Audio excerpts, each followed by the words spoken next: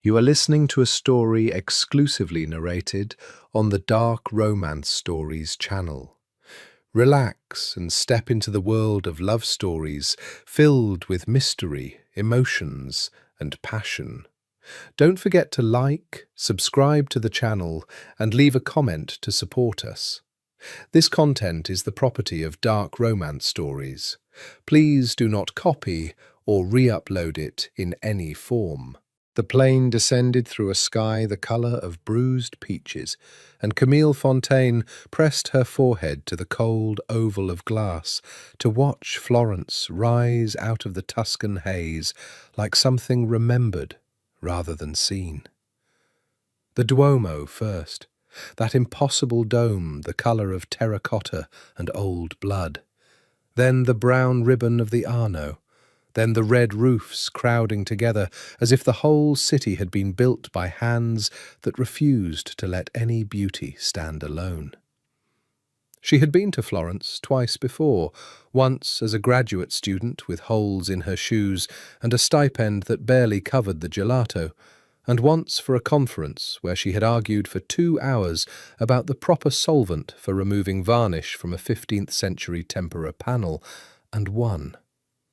But she had never arrived like this. First class. A car waiting. A name, Ricci, that opened doors before she even knocked. "You are the restorer," the driver said, not a question, when she emerged from the terminal. He was a broad man in a charcoal suit that fit too well to be off a rack, and his eyes moved over the crowd behind her in a way that had nothing to do with hospitality. "Signor Ricci is expecting you. Signor Ricci," she repeated, settling into the leather of the car. "I was told I'd be working for the family. There are several, I understand. There is one that matters." He pulled into traffic with the ease of a man who had never once worried about being told to wait. "The others learn to remember it." Camille filed the sentence away. She had a habit of collecting odd phrases, the way she collected pigments: amber, lead tin yellow, the particular green of malachite ground fine. Words were colours too, if you listened. This one was the colour of a warning she did not yet know how to read. The villa sat in the hills above the city, behind a wall the height of 2 men and a gate that opened on a low electric hum. Cypress trees stood at attention along the drive, like a row of dark candles. The house itself was old, genuinely old, 16th century at least, with the kind of weathered stucco and stone surrounds that money could not fake and only patience could maintain. Someone had loved this house, or feared losing it, for a very long time. A woman in a grey dress met her at the door, took her coat, and said nothing beyond welcome and this way. The interior smelled of beeswax and wood smoke, and something underneath, faint and floral, that Camille could not place. They passed through a hall hung with tapestries, then a sitting room where the furniture was upholstered in silk the colour of dried roses, and finally to a set of double doors that the woman opened without knocking. "The collection," she said, and stepped aside. It was a long gallery, north-facing, the windows shaded against the afternoon, and the walls. Camille forgot, for a moment, the strange driver and the stranger phrase. She forgot the long flight and the ache behind her eyes. She walked into the room the way a believer walks into a cathedral, slowly, her chin tilting up. There were perhaps 40 paintings. A Tintoretto, surely, the muscular drama of it, unmistakable. A small Bronzino portrait, the sitter's face cool and pearl pale. Something that might have been a Guercino, and beside it a panel so old its gold ground had gone to honey. She moved down the row, her breath shallow, her trained eye already cataloguing damage. A network of cracks here, a clumsy 19th century overpainting there, a bloom of mould creeping up the lower edge of a Madonna's robe that made her actually wince aloud. "You are unhappy with them," a voice said behind her. She turned. He was standing in the doorway, and she had the immediate, disorienting sense that he had been standing there for some time, watching her face instead of the paintings. He was tall, lean in the particular way of men who were dangerous before they were anything else, dressed in dark trousers and a white shirt open at the throat with the sleeves rolled to the forearm. His hair was black, pushed back, a few strands fallen loose. His face was the kind that sculptors lied about because the truth was too sharp to sell. A hard jaw, a straight nose, a mouth that looked as though it had decided long ago that smiling was a thing other people did. But it was his eyes that stopped her. They were a pale, cool grey, almost colourless in the dim room, and they were fixed on her with an attention so complete it was nearly rude. "Not unhappy," she said, recovering. "Heartbroken. This room is a crime." Something flickered across his face, not quite amusement. That is a strong word for paintings. "For neglect," she corrected, gesturing at the Madonna. "Look at this. Do you see the mould? Someone let the humidity in here run wild for years. This panel is 600 years old, and it has survived plague, war, fire, and Napoleon. And it is going to be killed by a leaking radiator and indifference." She heard her own voice rising and did not care. "It is obscene. You should be ashamed." There was a beat of silence. The woman in grey had gone very still by the door. And then the man laughed, a short, surprised sound, as though it had escaped him before he could lock it back up. "I am Alessandro Ricci," he said, stepping into the room, "and no one has told me I should be ashamed in a very long time." Camille Fontaine. She did not offer her hand, because hers were already pulling a loop from her bag, her attention sliding back to the dying Madonna. "And I imagine that's a problem you've cultivated." He came to stand beside her, closer than a stranger should, and looked at the painting she was looking at. She could smell him now, cedar, something darker beneath it. "What would you do," he asked, "to save her?" "Stop the rot first, stabilize the panel, then, slowly, give her back her face." She glanced up at him. "It will take months." "Take whatever it takes." His grey eyes moved from the painting to her, unhurried. "I find I am suddenly very interested in saving things." Camille told herself it was the painting he meant. She would spend the next several months telling herself a great many things. She set up her studio in a corner of the gallery where the north light pooled clean and even on the work table. Easels, a tray of solvents in amber glass, cotton swabs in their hundreds, the cold steel of her scalpels laid out like a surgeon's tray. She wore a canvas apron, stained the colours of a dozen finished restorations, and tied her dark hair up off her neck. And within 3 days she had forgotten there was a world outside the room.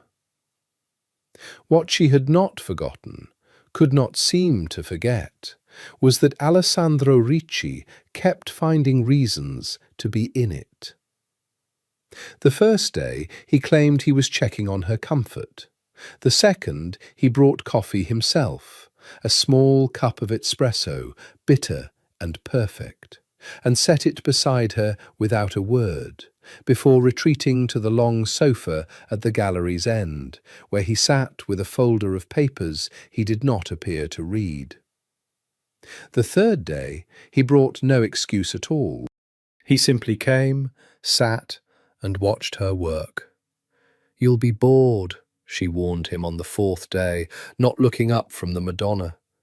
She had spent 2 hours under the microscope, removing a single square centimetre of grime, and beneath it, the original blue had emerged so pure and deep it made her chest ache. "I am not bored," he said. "Most people are. They think restoration is fast. They think I wave a cloth and the painting becomes new." She tilted the panel to the light.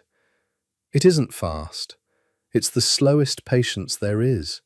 You spend a week earning 1 inch of someone else's genius." "Tell me about the inch," he said. So she did. She had not meant to. She was, by nature, a private worker, and chatter broke her concentration. But there was something in the quality of his listening that drew the words out of her. He did not interrupt. He did not check his phone. He fixed those pale grey eyes on her hands and on her mouth, and absorbed everything she said as though it would be tested later. She told him about the underdrawing, the ghost lines the artist had laid down before the paint, visible now only in infrared, how Leonardo had sketched a hand 3 times before he committed it, how you could see the master change his mind across 500 years. She told him about the way sfumato worked, the smoke-soft blending that made the Mona Lisa's smile shift depending on where you stood, glazes laid one over another, so thin they were almost light itself. She talked for an hour, then 2, and when she finally surfaced and looked over, he was leaning forward, elbows on his knees, watching her with an expression she could not name. "You make it sound," he said slowly, "like a confession. Like the painting is telling you a secret no one else can hear." "That's exactly what it is." She set down her swab, surprised. Most people nodded politely. Most people did not understand. Every painting is a record of 1,000 decisions, where the light falls, what to leave out, what the artist loved and what he was afraid of. You just have to be quiet enough to hear it.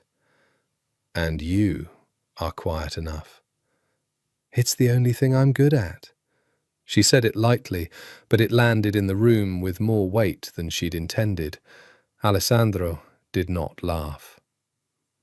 That night she ate alone in the small dining room they had set aside for her, and the woman in grey, whose name she had learned was Lucia, brought her wine and a plate of peachy with garlic and oil, and told her, unprompted, that Signor Alessandro had not laughed in the house for 2 years. "I'm sure that's not true," Camille said. Lucia gave her a long, unreadable look. "You did not know the old Signor Ricci. His father." She set down the wine. "Eat. You are too thin for the work you do." Camille did not press, though the look stayed with her. His father. There was a portrait at the gallery's far end, a stern old man in black with a hawk's nose, and Alessandro's grey eyes turned cold as winter water, and she had assumed it was an ancestor. Now she wondered if the rot in the room had a date attached to it. 2 years of neglect, a house that smelled of beeswax over something else. She told herself it was none of her business. She was here for the paintings. But the next morning, when Alessandro appeared in the gallery doorway with 2 cups of espresso and that careful, contained stillness that she was beginning to recognize as a kind of hunger, she found she had set out a second stool beside her work table without quite deciding to. He looked at the stool. He looked at her. "You'll have to be quiet," she said, picking up her loop. "I'm working." He sat. He was quiet. And Camille, bent over 600 years of someone else's patience, felt the warmth of him at her shoulder all morning, and told herself again that it was only the painting she was thinking of. It was a lie, with a long and beautiful future ahead of it. Alessandro Ricci had killed a man at 19, and he had not thought about a painting once in the 11 years since. He thought about them now constantly, or rather, he thought about the woman who thought about them, which he understood to be a more dangerous thing, though he could not yet measure how much. He had been sent to Florence by his father's successor, his uncle Salvatore, who ran the New York interests now that the old man was 3 years in the ground, to do a job that had nothing to do with art and everything to do with money.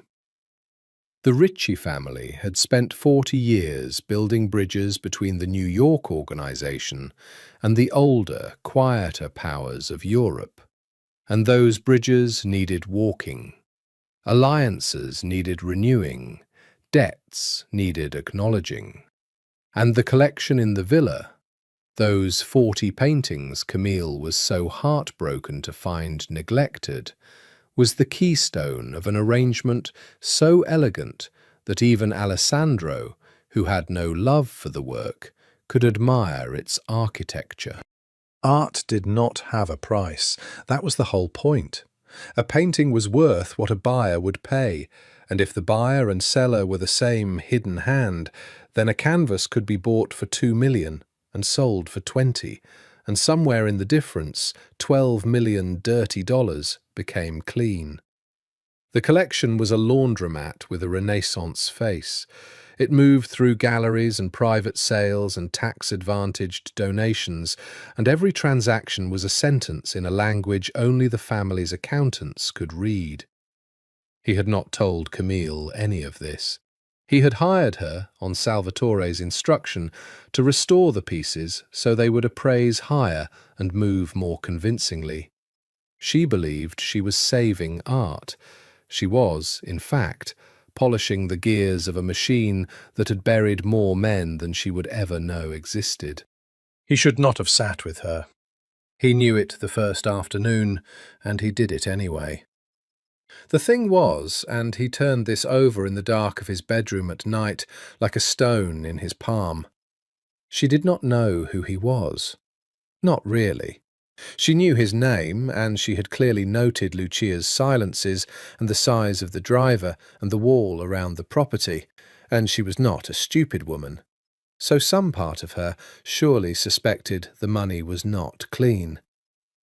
But she looked at him, and she did not flinch. She told him he should be ashamed. She called a leaking radiator obscene to his face, a man whose displeasure had ended other men's lives. And she did it because the paint mattered more to her than her own safety. And she had never once looked away. It undid something in him he had thought was nailed shut. "You're staring," Camille said, without turning from the Madonna. "I am thinking." "You can think and not stare. People do it all the time." She set down her scalpel and finally looked at him, a smudge of grime on her cheekbone, her dark eyes steady. "Why are you really here, Alessandro? In this room, every day. Men like you don't sit on stools and watch women clean paintings." "Men like me," he repeated. "What do you imagine men like me do?" "I don't imagine. I observe." She wiped her hands on her apron. "Your driver carries a gun under his left arm. Your housekeeper goes silent every time your father's name comes up. There are cameras on the cypress trees and a man at the gate who never sleeps. And you?" She tilted her head, studying him the way she studied a panel, looking for the underdrawing beneath the paint. "You move through your own house like a guest who isn't sure he's welcome. So no, I don't imagine. I just notice that none of it adds up to a man who has nothing better to do." He was quiet for a long moment. Outside, a cypress shifted in the wind. My father built this collection, he said at last, which was true. He cared about it more than he cared about anything living. When I was a boy, I used to come into this room because it was the only place he was ever still, the only place he was not. Alessandro stopped, choosing the word. Working. And now you come because he's gone. Now I come, he said slowly, because for the first time in this room, someone is making it alive again, instead of just guarding it. He held her gaze. You talk about these paintings as if they are people, as if they have hidden lives. I find I want to know what else has a hidden life that I have walked past for years without seeing. The air between them changed. Camille felt it the way she felt humidity in the gallery, a pressure, invisible, that would do damage if she let it. That's a very pretty way, she said carefully, of saying you're bored and I'm a novelty. Is that what you think it is? I think, she said, picking her scalpel back up because her hands needed something to do, that you're a man who's used to getting what he looks at. And I think I'm a woman who's worked very hard to be taken seriously by men who only ever looked. So I'm going to keep cleaning this painting, and you're going to keep being a novelty to me, and we're both going to be very professional about it. For a moment she thought she had angered him. His jaw tightened. Then, slowly, the corner of his mouth lifted, not the cold, not smile she'd seen, but something rarer and more dangerous. You are the first person in years, he said, rising from the stool, to tell me no and mean it. He walked to the door, then paused. I find I like it more than I should, Camille. He left. She stood alone in the north light, with her heart doing something foolish and her scalpel trembling a millimetre above 600 years of blue, and she set the blade down before she could ruin a single brushstroke. Professional, she told the empty room. The Madonna gazed back, serene and ancient, and said nothing at all. That night Camille could not sleep. She lay in the unfamiliar bed, in the unfamiliar dark, and listened to the house breathe, the tick of cooling stone, the far-off hum of the gate's electronics, once, faintly, a man's voice in the courtyard, speaking low and fast in Italian, then silence. She thought about the gun under the driver's arm. She thought about the way Alessandro had said, working, like it was a word in another language.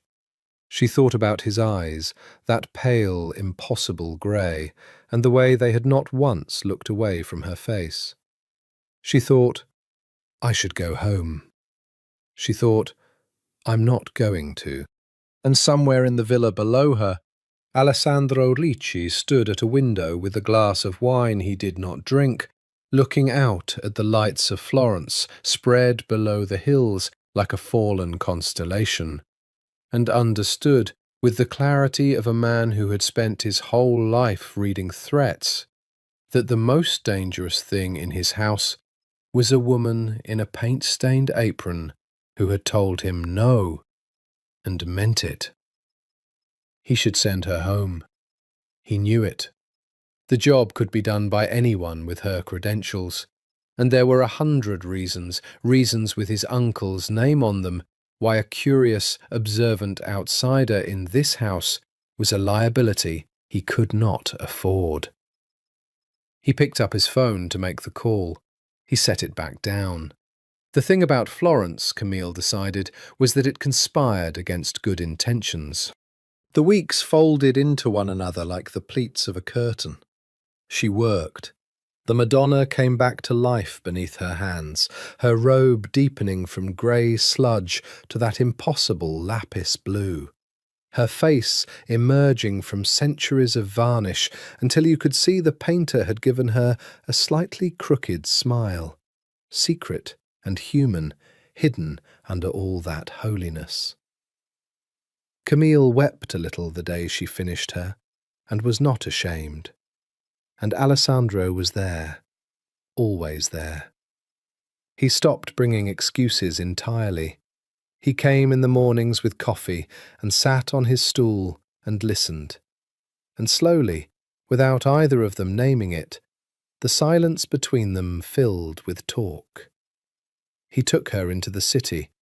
The first time it was professional, a private viewing at the Uffizi, arranged through a name that made the director himself appear, sweating, to walk them through galleries closed to the public. Camille stood before the birth of Venus and forgot Alessandro existed. And when she came back to herself, he was watching her face with that same complete attention, and she understood that he had not looked at the painting once.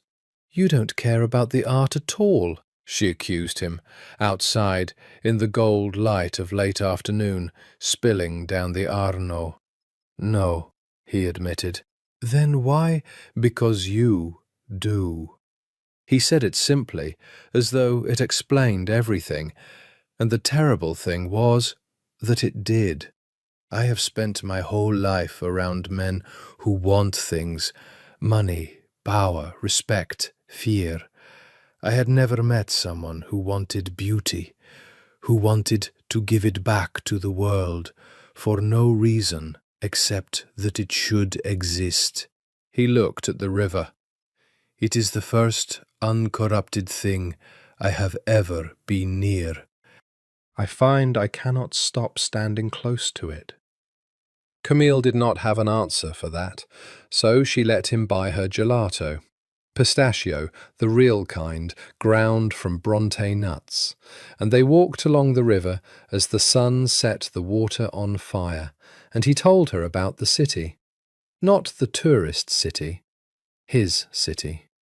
The alley where he'd hidden as a boy, the fountain where the water tasted of iron, the bell tower of a small church, Santa Felicita's poorer cousin, where he had once spent a whole night because he could not bear to go home. He knew Florence the way she knew a canvas, every crack, every hidden layer, every place where the surface lied about what was underneath. "You love it," she said. "It is the only thing I have never had to pretend about." A muscle moved in his jaw. "Everything else in my life is a performance. This city is the only audience I have never had to lie to." She should have asked what he meant. She knew by then that she should have asked a great many things, about the men who came to the villa at night and left before dawn, about the locked room off the east wing, about why a man who claimed not to care about art owned 40 pieces worth more than some nations. She knew the questions were there, waiting like mould under varnish. She did not ask them. She would later understand, choosing the beautiful surface over the rot beneath, exactly as she had spent her career teaching herself never to do. There was a night, she would remember it for the rest of her life, when a storm came down off the Apennines and the villa lost power, and she came out of her room with a candle to find Alessandro in the gallery, alone in the dark, standing before his father's portrait. The candlelight made his face strange, all hollows and edges. "He's watching you," she said softly, "even now." "He watched everything." Alessandro did not turn. "Do you know what he told me? The last time I saw him alive. He said, 'A Ricci does not get to be happy. A Ricci gets to be obeyed.'" The candle guttered. "He believed it was a kindness. He believed he was sparing me the disappointment of wanting things I could not have." Camille crossed the room and stood beside him in the dark. She did not touch him. She wanted to. The wanting was a physical thing now, a pull she had stopped pretending not to feel. "He was wrong," she said. Was he? Alessandro turned, and in the candlelight his grey eyes were not cold at all. They were terrified. "Then tell me, Camille, what is it that I want? Say it, because I have not let myself say it, and I think if you do not say it first, I am going to do something that ruins both our lives." The rain hammered the windows. The candle burned between them, and Camille, who had told herself 100 beautiful lies, opened her mouth to tell one more, and found she could not. "Don't," she whispered. "Not yet. Please. Once you say it, I can't go back to pretending. And I'm not ready to know what we are." For a long moment he looked at her. Then he stepped back, and the cold settled over his face again like varnish, and he said, "As you wish," and walked out into the storm-dark house, and Camille stood alone before the dead man's portrait and shook. It was the Annunciation that gave everything away. It hung at the far end of the gallery, a small panel barely 2 feet wide, attributed in the family's records to a follower of Fra Angelico, an angel kneeling before the Virgin, a lily between them, gold leaf gone to amber with age. Camille had saved it for last because something about it had bothered her from the first day, an itch she could not name, the way a single false note bothers a musician. She knew within an hour of starting that it was a fake, a good one, an excellent one. The panel was genuinely old. Someone had sourced a 15th century board, probably stripped from a lesser, ruined work, and the painter had been skilled. But the craquelure was wrong. Real age cracks form slowly, the paint and ground shrinking at different rates over centuries, branching like rivers. These cracks had been induced, baked probably, or solvent-shocked, and under magnification they had the too even, too deliberate quality of a forgery aging itself in an afternoon.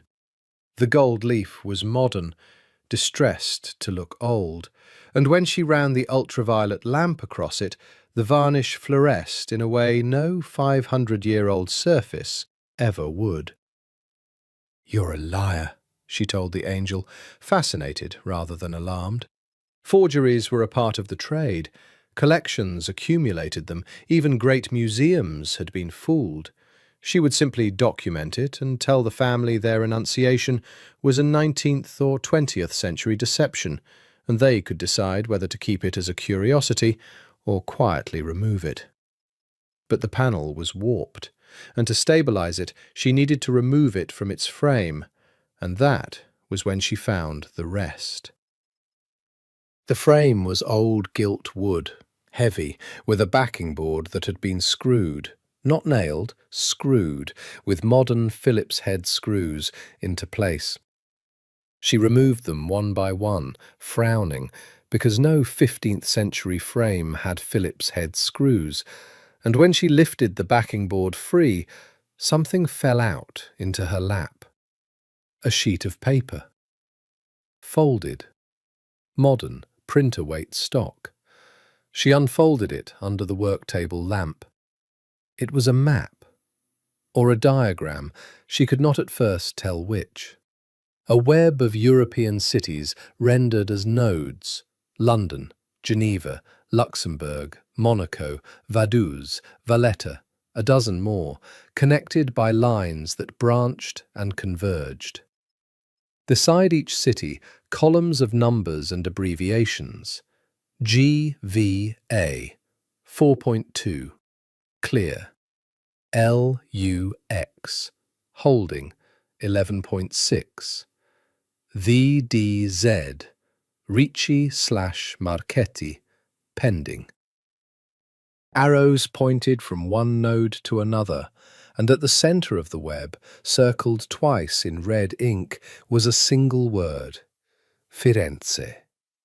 And beneath it, smaller, Col, 38 units, Volt. Camille stared at it for a long time.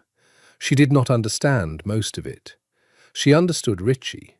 She understood that collection meant collection, and 38 units was almost the number of paintings in this room.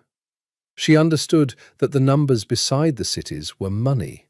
The amounts had that round, deliberate look of laundered sums. And she understood, with a slow, cold dread spreading up from her stomach, that she was holding something she was never, ever supposed to see. Her first instinct, the instinct of a professional, was to photograph it. Document everything. That was the rule. You never altered evidence. You recorded it first. She had her phone out before she fully decided, and she laid the sheet flat and took 3 clear photographs. And then she sat back and tried to think. She should ask Alessandro. That was the reasonable thing. There was surely an explanation. The numbers could be anything: shipping, insurance valuations, the boring arithmetic of a wealthy family's holdings. But the gun under the driver's arm, the man at the gate who never slept, the locked room. A Ritchie gets to be obeyed.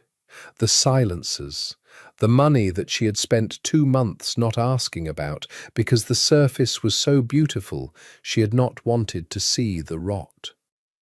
She thought of her oldest friend, Théo Marchand, whom she had met at 14 at a summer programme in Lyon, who had grown up to do something with the police that he was careful never to explain in detail, and who worked now, she knew this much, out of an office in Lyon that answered to no single country. Interpol. He had told her once, half joking, "If you ever see something you can't explain, Cammy, send it to me before you ask anyone you trust. Trust is how people end up dead." She had laughed at the time. She was not laughing now. Her hands were shaking. She told herself she only wanted his read on it. Was this nothing, or was this something? She told herself she would not send it if she let herself think too long. So she did not let herself think. She opened the messaging app. She found Théo's name. She attached the clearest of the 3 photographs and typed before her courage failed. Found this hidden in a painting frame at the job in Florence. Probably nothing. But it scared me. What is it? She held her thumb over the send button. Down the gallery, the door opened, and Alessandro's voice said, "Camille? Lucia says you have not eaten." Her thumb came down. Sent. She did not tell him. That was the thing she would turn over forever afterward. That in the half-second between sending the photograph and Alessandro's footsteps crossing the gallery, she made a choice, and the choice was silence. "I found something strange," she said instead, sliding her phone face down beneath a cloth, her heart slamming. "The Annunciation is a forgery, a modern one. I wanted to confirm before I told you." He came and looked at the panel, frowning. A forgery? Something passed over his face. Not surprise, she noticed, even through her own fear. Calculation. "You are certain?" "It's not even a question. The craquelure is faked. The gold is modern." She heard her own voice running fast and forced it slow. "It happens in old collections. You'll want to have the others checked too, probably. There may be more." "Yes," he said slowly, his eyes still on the angel. "There may be more." He looked at her then, and for one terrible instant she was certain he could see straight through her, to the phone under the cloth, to the sent message glowing somewhere over the Alps in a Lyon office. "Is that all you found?" "That's all." The lie tasted like solvent. He held her gaze a beat too long. Then Lucia called from the hall, and he excused himself, and Camille sat alone with her hidden phone and the faked angel, and waited for the world to either resume or end. It ended at 11:40 that night. She knew the exact time because she was awake. Of course she was awake, lying in the dark, replaying the day, when her phone lit the ceiling. Teo. A voice memo, then text, then a call she did not dare answer, with the house so quiet around her. She read the texts in the blue glow, and the cold that came over her had nothing to do with the night air. Cammy, where are you right now? Are you safe? Answer me. Do not show this to anyone. Do not mention it. Act normal. This is a Europol-flagged network. The thing in the frame is a routing map. Money laundering, multiple families. The Florence node is the center, and you are sitting in it. I've had to report it. I had no choice. It's too big. There will be movement tonight or tomorrow.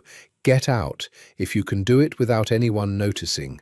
If you can't, stay visible, stay normal, and I will get you out. Do you understand? Answer me. Camille's hands were shaking so badly, she dropped the phone. I've had to report it. The words rearranged the entire house around her, the beautiful surface peeled back all at once. And there was the rot. There had always been the rot, and she had cleaned and listened and let herself be charmed while sitting on top of it. Multiple families. The centre. You are sitting in it. She typed, I'm okay. I'm at the villa. I didn't tell anyone. What do I do? 3 dots. Then, stay in your room. Lock it if you can. Don't run yet. Running tonight gets you noticed. Tomorrow I'll have people in position.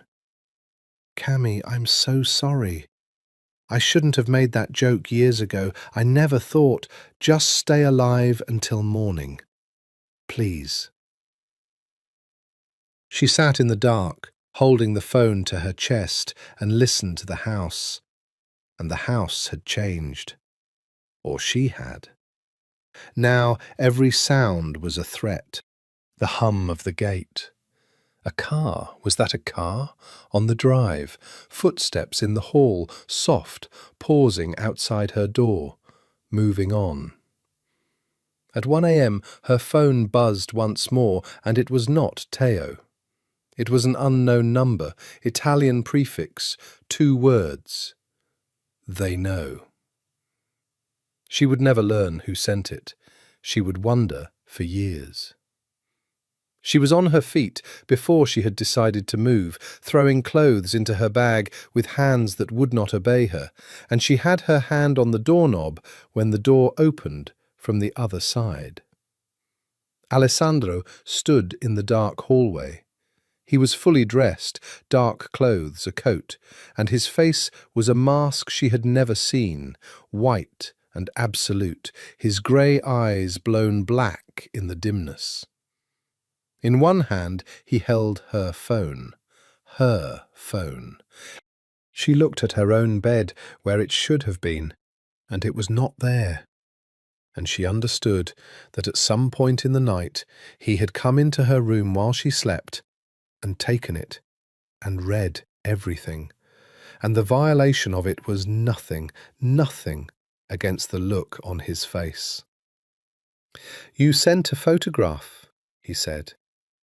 His voice was very quiet and very calm, and it was the most frightening thing she had ever heard. Of the map, to a man in Lille. Tell me I am wrong. She could not speak. Tell me, he said, and took a step into the room, that you did not just sign your own death warrant, Camille. Because in 90 minutes my uncle's people land in Florence, and the first thing they will do, the only thing they will do, is find the leak and close it. And the leak, his voice cracked, the mask splitting for one raw instant. The leak is you. The leak is sitting in front of me with paint on her hands, telling me she didn't tell anyone. I didn't understand what it was, she whispered. Alessandro, I swear, I didn't know. I just sent it to a friend. I didn't. I know. He closed his eyes. When he opened them, the calm had returned. But it was a different calm now. The calm of a man who has finished one calculation and begun another. I know you didn't know. That is the only reason we still have time. He held out his hand. Get your shoes. Leave the bag. Leave everything. We have to go, and we have to go now, and you have to do exactly what I say, because in this house, starting tonight, I am the only person who wants you to see the sun come up. There is a moment in every man's life, Alessandro's father had told him once, when he learns what he is made of. Not what you wish you were, what you are. And it is always uglier than you hoped. Alessandro learned what he was made of in the 90 minutes after he read the messages on Camille's phone. He had gone into her room intending to do the thing he had been trained from boyhood to do. He had suspected her since the afternoon, the forgery confirmed, but her hands too careful when she slid something under that cloth, her voice running too fast. He had taught himself to read deception the way she read brushstrokes. It was a survival skill in his family, and he had survived. So he had waited until the house slept, and he had taken the phone, and he had read it, and every line had confirmed the disaster. She had sent the map to Interpol, the network was blown, and there was exactly one clean solution that his entire life had prepared him to execute without hesitation. A woman who has seen what she should not see and talked. There was no debate about what the organization did with such a woman. He had watched it done. He had twice done it himself, and had not slept well after either, and had told himself that the not sleeping was proof he still had something human in him, when in fact it was only proof that he had not yet been broken all the way through. He had stood over her sleeping form with the phone in his hand and the clean solution in his mind, and he had waited to feel the cold click of the decision settling into place, the way it always had. It did not come. Instead, he had looked at her face in the dark, the smudge of paint she never quite washed off her cheekbone, the way she frowned even in sleep, as if even her dreams were arguing with someone about solvents. And he had thought, with a clarity that terrified him more than any threat ever had, if she dies, the world has one less person in it who makes things beautiful, and one more corpse with my family's name on it. And I have spent 30 years adding to the second column. I am tired. I am so tired, and I will not add her. It was not a noble thought. He wanted to be clear with himself about that, even now. It was not principle. He had no principles. Principles were a luxury for men whose fathers had not made them watch executions. It was that he could not bear it. He who had borne everything could not bear this one specific thing, a world without Camille Fontaine cleaning the grime off the face of a 600-year-old Madonna and weeping when the smile came back. So, he had made his choice, and his choice was treason. "Where are we going?" she asked. They were moving through the dark house, her hand in his, and she was keeping up, though her breath came in frightened gasps. He had taken her out a servant's passage his father had shown him as a boy, around the cameras, past the wine cellar that smelled of damp stone and old vintages. "Down into the city," he said, "on foot. They will watch the roads and the airport first. They will not think I run on foot through alleys, because they do not know I know the alleys. He stopped at a low door, listened, eased it open onto the cold night. My father took the boy who knew the alleys and tried to make him into a man who only knew boardrooms and guns. He never understood the boy was still in here. He looked at her, and something in his chest that had been clenched for 30 years loosened a fraction. Tonight I am very glad of the boy. They came out into a narrow lane behind the property wall, where the cypresses gave way to the first crooked houses of the city's edge. The lights of Florence lay below them, and above the rooftops the dome of the Duomo floated, lit, serene, indifferent. Somewhere in the dark a dog barked. Somewhere, he could not yet hear it, but he knew its shape. A net was closing. Alessandro. Camille stopped him with a hand on his arm. In the faint light her face was fierce and pale. "Why are you doing this? You read my phone. You know what I did. By every rule you've ever lived by, you should be the one—" She could not finish it. "Yes," he said, "I should be." "Then why?" He looked at her for a long moment. Down in the city, very far away, the first siren began to wail. "Because, for the first time in my life," he said, "I have something I would rather save than obey." He took her hand again, and his grip was sure. "Now run, Camille, and do not let go of me, no matter what you see. I know every stone of this city. I am going to use all of it." And they ran, down into the dark and beautiful labyrinth of Florence, two figures swallowed by the night, while behind them the lights of the villa came on one by one, as the house woke to find the heir and the restorer gone. Florence at night is a different city from Florence by day. The tourists drain away, and the streets narrow to their medieval bones, and a man who knows them can vanish into them like water into sand. Alessandro knew them. He took her down through the Oltrarno, the artisans' quarter on the river's far side, where the workshops slept behind shutters and the lanes twisted with no logic a stranger could follow. He did not run in straight lines. He ran in the city's own grammar. Through a courtyard he opened with a key he should not have had, across a rooftop terrace where washing hung like ghosts, down a stair so old the steps were worn into smiles. Twice they pressed into doorways while cars slid past, headlights raking the dark, and Camille felt his body shield hers, his arm braced across her like a bar, his heartbeat steady against her back when her own was a panicked drum. "Who are they?" she breathed, after the second car had gone. "My uncle's men. Maybe the Marchettis too, if they have been told." His mouth was at her ear, his voice barely sound. "And somewhere, your friends' people. Tonight, everyone is hunting, and no one is sure who the prey is. That is the only thing keeping us alive, the confusion.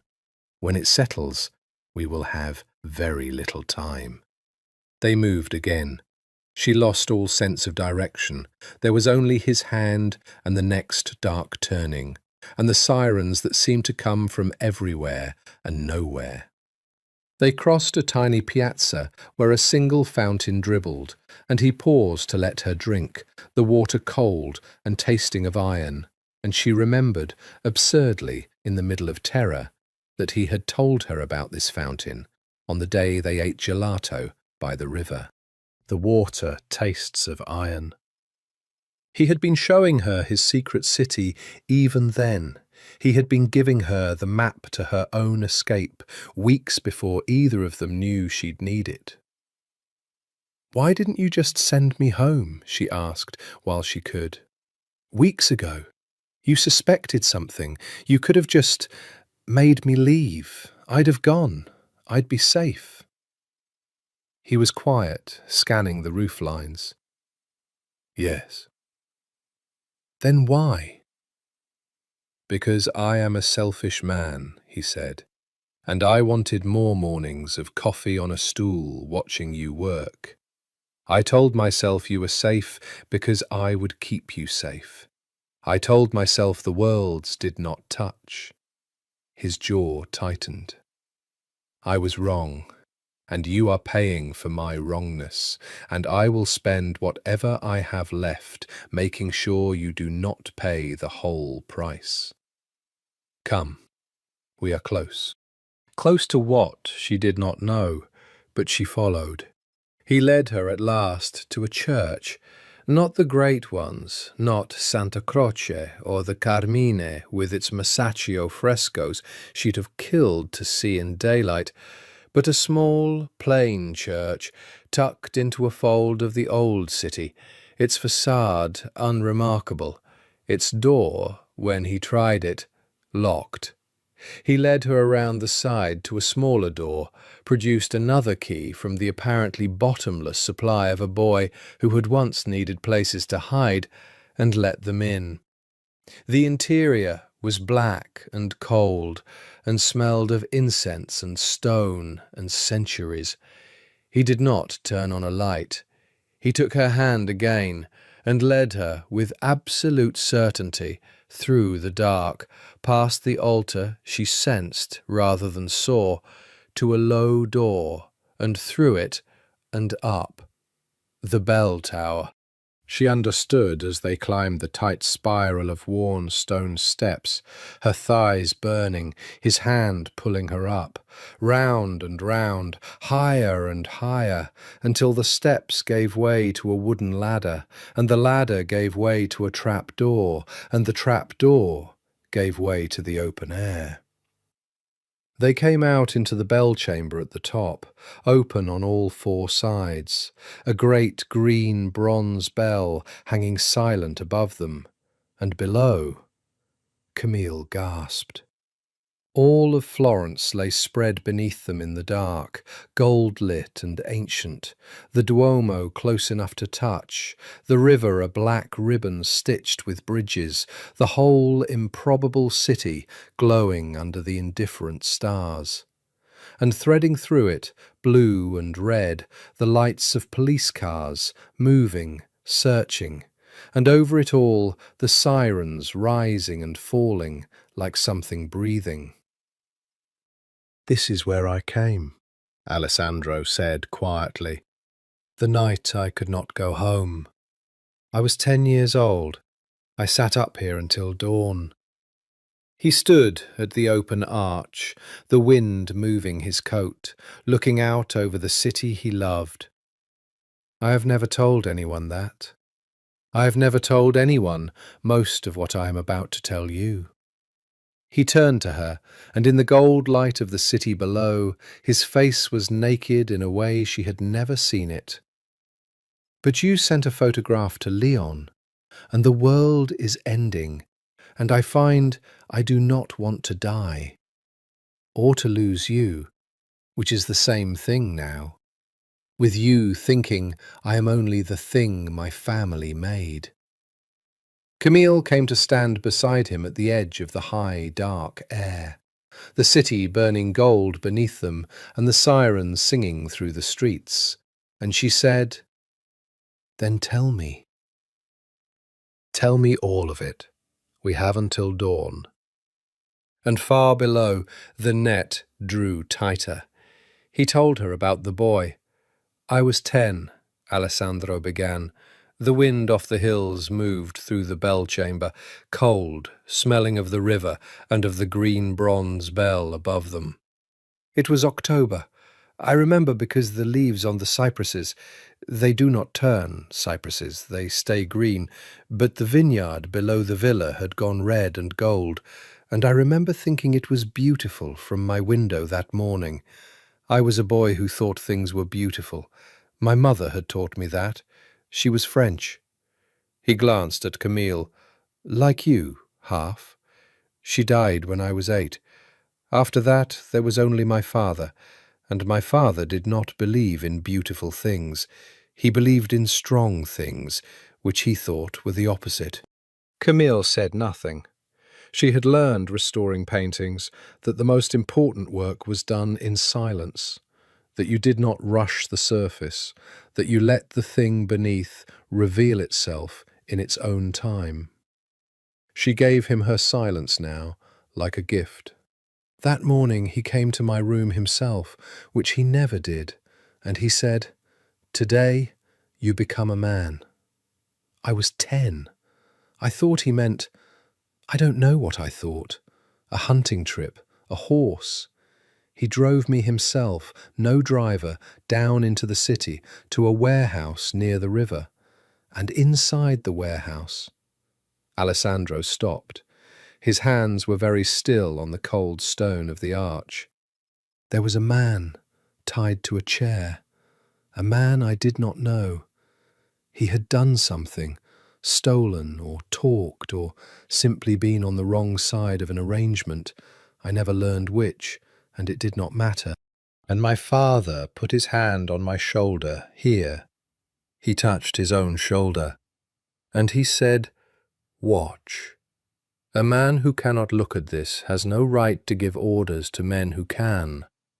Watch, and do not look away, and afterward you will be more than you were this morning."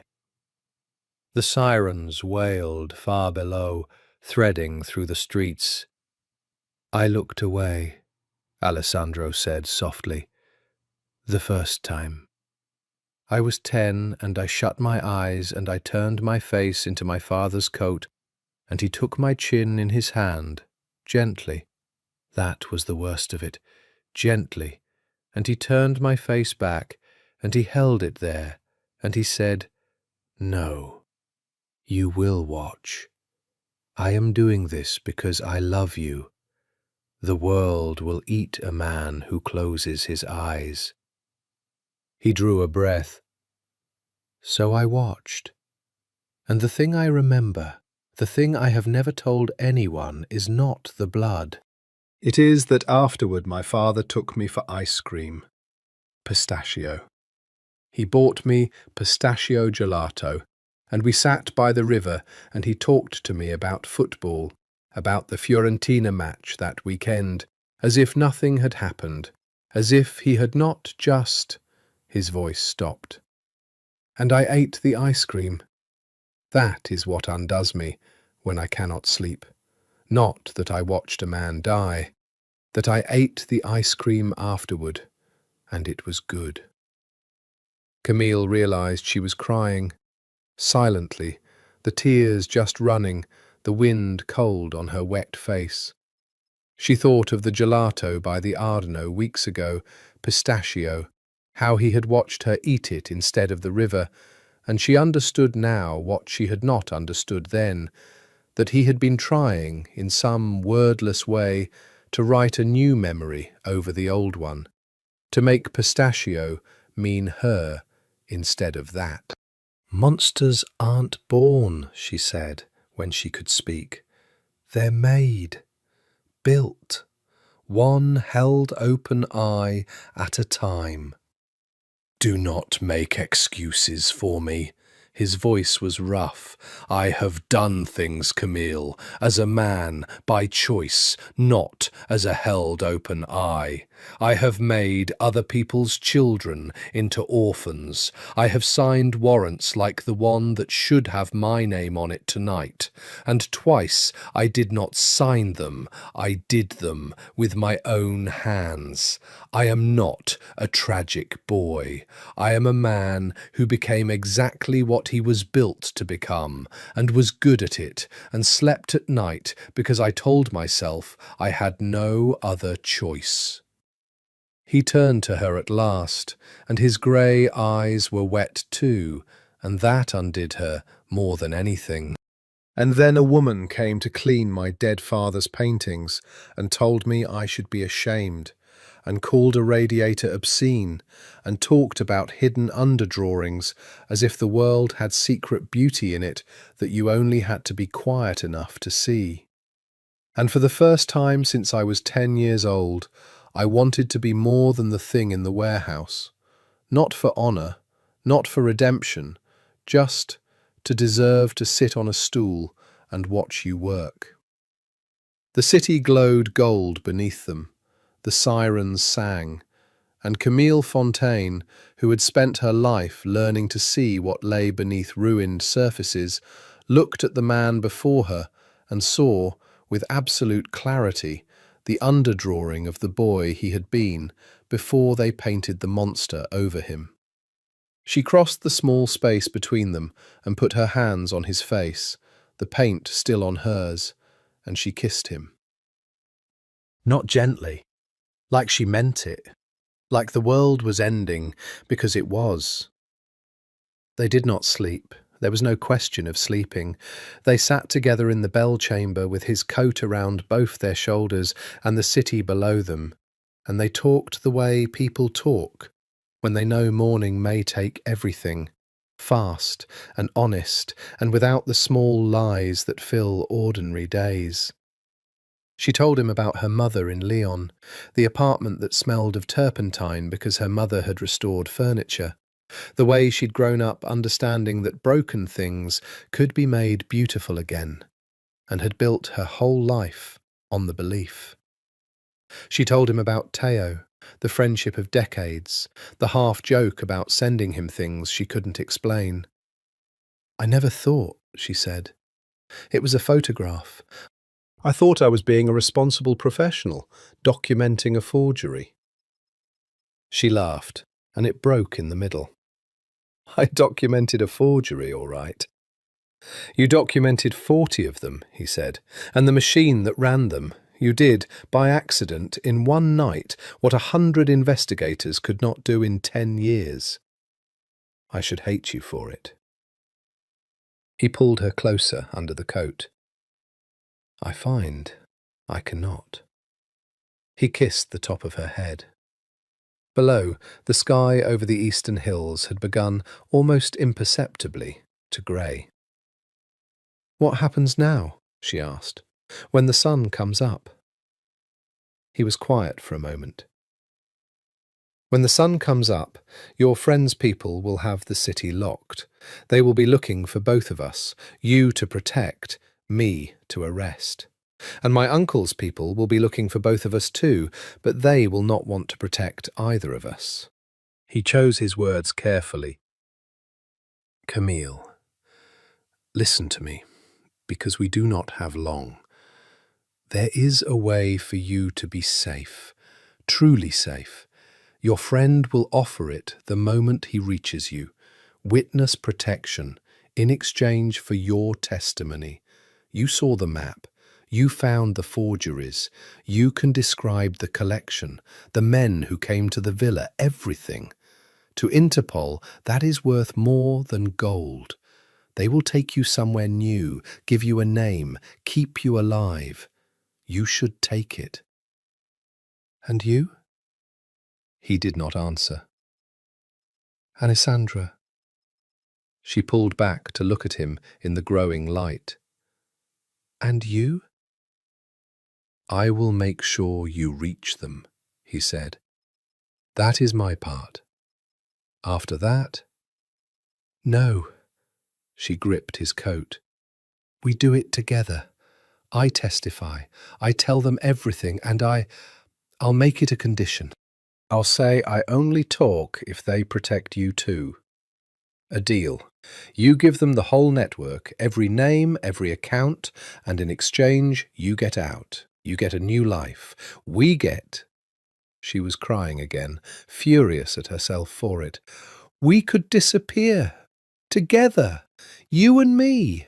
Somewhere with good light and bad coffee, and you could spend the rest of your life watching me clean paintings, and no one would ever make you watch anyone die again. I could give you that. Let me give you that."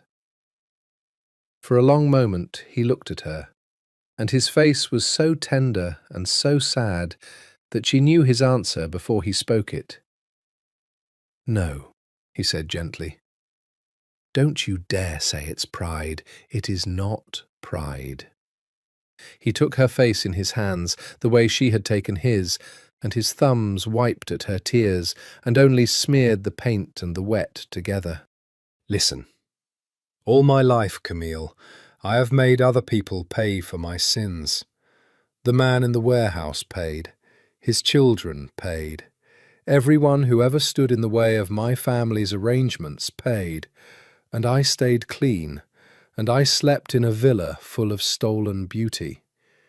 Every single day of my life, someone else has paid the bill for what I am." His voice was steady now, certain, the most certain she had ever heard him. "This time, I am going to pay it myself. Not them, not you, me. Do you understand? It is the first decent thing I will have done, and I am not going to let you talk me out of it, because if you do, I will go to my grave still being the man my father made, the one who always finds a way for someone else to bleed." "That's not decency," she whispered. "That's just another way to leave." "Maybe." He kissed her forehead, her wet cheeks, finally, softly, her mouth. "But it is mine to choose. For the first time, the choice is mine. Let me have it." The grey in the east had gone to rose. Below them the city was waking. A shutter rolled up, a vesper coughed to life, and beneath it all, closer now, the sound of engines converging, of doors, of a coordinated and final purpose moving through the streets toward the small church with the plain facade. Alessandro stood and pulled her up with him and looked out over Florence one last time in the breaking dawn. "They are coming," he said. "It is time. Do exactly as I say." He had planned it through the night while she slept against his shoulder, the whole choreography of his own undoing, worked out the way his father had taught him to work out everything, every angle, every contingency. The difference was that for the first time the plan ended not with someone else's blood, but with his own freedom traded for hers. He used her phone. He texted Théo Marchand directly, identifying himself, and what he wrote was simple and devastating. "I have Camille Fontaine. She is unharmed, and she is the reason your case exists. I am Alessandro Ricci. I will surrender myself, alive, with the location of the collection and full cooperation, on one condition. She walks free, uncharged, protected, today. I am in the campanile of San Nicolo Soprano. Come yourself. Come unarmed to the door.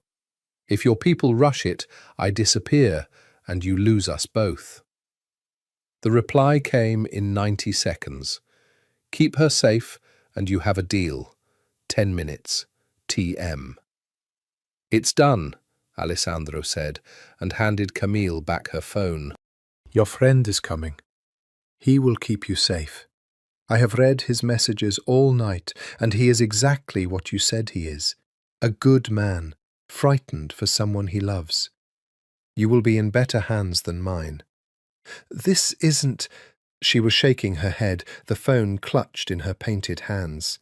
"Alessandro, there has to be another way. We can still run. You know the city. We could—" "And spend our lives running?"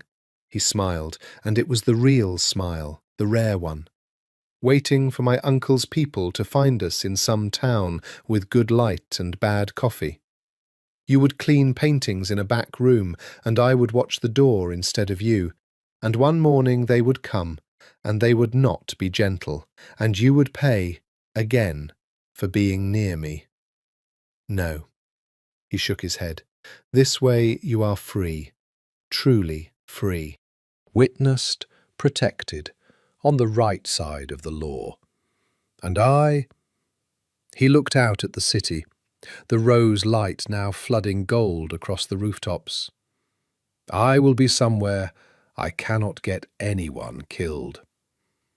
There is a kind of peace in that. You cannot imagine how long I have wanted to be somewhere I cannot get anyone killed. She was crying openly now. He memorized it, the paint on her cheek, the fury in her wet eyes, the way she would not stop arguing even now, especially now. He thought he had never seen anything so beautiful, and he had spent his life surrounded by the most beautiful objects ever made by human hands. "There's one more thing," he said, "and you have to listen, because there isn't time to say it twice." He took her hands. "When this is over, and the lawyers and the courts and the years have done their work, you will be contacted by a man named Pessoa in Geneva, a notary. He is honest. I chose him for that. He has documents. Sign them. Don't argue. Don't refuse out of some idea that you can't accept it. Sign them." "What documents?" "You'll understand when you see them." Below, an engine cut out very close. A car door opened and shut with deliberate softness. He glanced down, then back at her, and there was urgency now under the calm. "He's here. Camille, look at me. Whatever happens in the next minutes, whatever they make me do, whatever face I have to wear when his people come up those stairs, it is a performance. You know about performances now. You know there is an underdrawing beneath the paint." He pressed her painted hand flat against his chest, over his heart. "This is the underdrawing. This is the real one. Remember it, no matter what the surface looks like." A voice called up from far below, echoing in the stone shaft of the tower. "Richie, it's Marchand. I'm alone. I'm coming up." "I'm here," Alessandro called back, and his voice when he answered the law was already different, flatter, harder, the mask sliding into place. Then, low, only to her, "I love you. I have never said that to anyone. I am saying it now, so that it is true before they take me, and not a thing I wish I had said." He kissed her once, hard, final. "Don't say it back. Save it. Say it to me through glass, someday, when it can't be used against either of us." Footsteps on the spiral stair, climbing. Camille could not speak. She nodded, the tears falling, her hand still flat over his heart, where he had pressed it. A man emerged through the trap door, lean, sandy-haired, gun holstered and hands visibly empty, his eyes finding Camille first with a flood of relief that confirmed everything Alessandro had read of him. "Camille," Théo breathed. "Mon Dieu, you're all right." "She's unharmed," Alessandro said, stepping back, raising his hands slowly, deliberately, away from his body. "And I'm yours. I'll give you all of it. The collection's in the villa vault. The routing is exactly what she photographed, and I'll name every account if you keep your word about her." He looked at Théo with the flat, grey calm of a man who has already left. "Cuff me in front of her. Let her see it's real. Then get her out of this country before my uncle's people realise what I've done." And in the gold light of the breaking Florentine morning, in the high stone chamber where a frightened boy had once hidden until dawn, Alessandro Ricci put his wrists together and surrendered the only thing he had never been able to give his father: himself. They took her out of Italy within 48 hours. It was a blur Camille would never fully reassemble. Safe houses, a small windowless room in Lyon, where she talked for 9 straight hours into a recorder, while 3 nations' worth of investigators wrote down everything she said. A doctor, a counsellor she did not want and could not use. Theo's worried face appearing and disappearing. She told them everything. The forgeries, the map, the men who came to the villa at night. The collection, piece by piece, in more detail than anyone else alive could have given. Because she had touched each painting with her own hands and knew its secrets.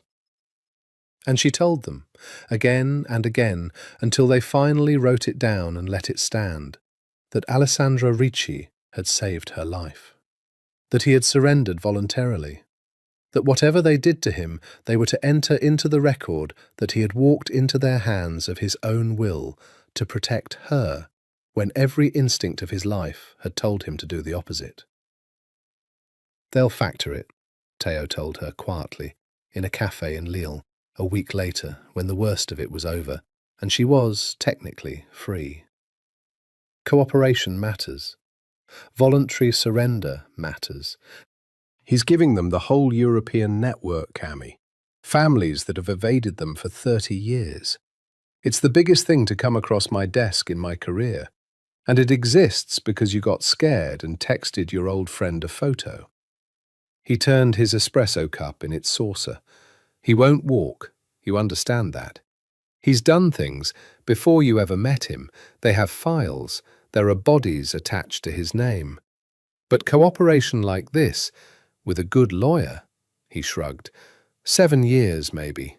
8. Not life. Not death. Which, for a man like him, is a miracle, and I think he engineered it deliberately. He gave them just enough to be useful and structured his surrender to survive it. He planned his own sentence the way other men plan an escape. 7 years. Camille held the number in her hands like a found object. She was in Geneva 3 weeks after that, in the office of a notary named Pessoa, exactly as Alessandro had said. Pessoa was an elderly man with kind, tired eyes, who clearly knew more than he would ever say. He laid the documents before her with the gravity of a priest. "Signor Ricci arranged this some time ago," he said, "before the events. The transfers were complex. They are now complete and entirely legal. I assure you, they have been examined by authorities and found clean. They were executed before any charges, from assets that were always, in fact, legitimately his own, the one part of the family holdings that was never tainted." He slid the papers toward her. "The collection, Mademoiselle Fontaine, all 40 paintings. They are yours." Camille stared at him. "That's not possible." "They're evidence. The forgeries are evidence and have been seized," Pessoa said gently. "But there were 31 genuine works, and the family's claim to those was never in dispute, and Signor Ricci transferred them to your name through these instruments before he surrendered. The state has examined the transfer and released the genuine works to the rightful owner." He looked at her over his glasses. "Which is you?" He was very precise about it. He said, "I wrote it down. He made me write it down to give to you." Pessoa unfolded a small slip of paper and read, "Let you continue restoring beautiful things. That is what the world needs more than someone like me." Beneath the words, a string of numbers, coordinates. And the last one, Pessoa added, he said you'd know what to do with. A location. He called it the final treasure.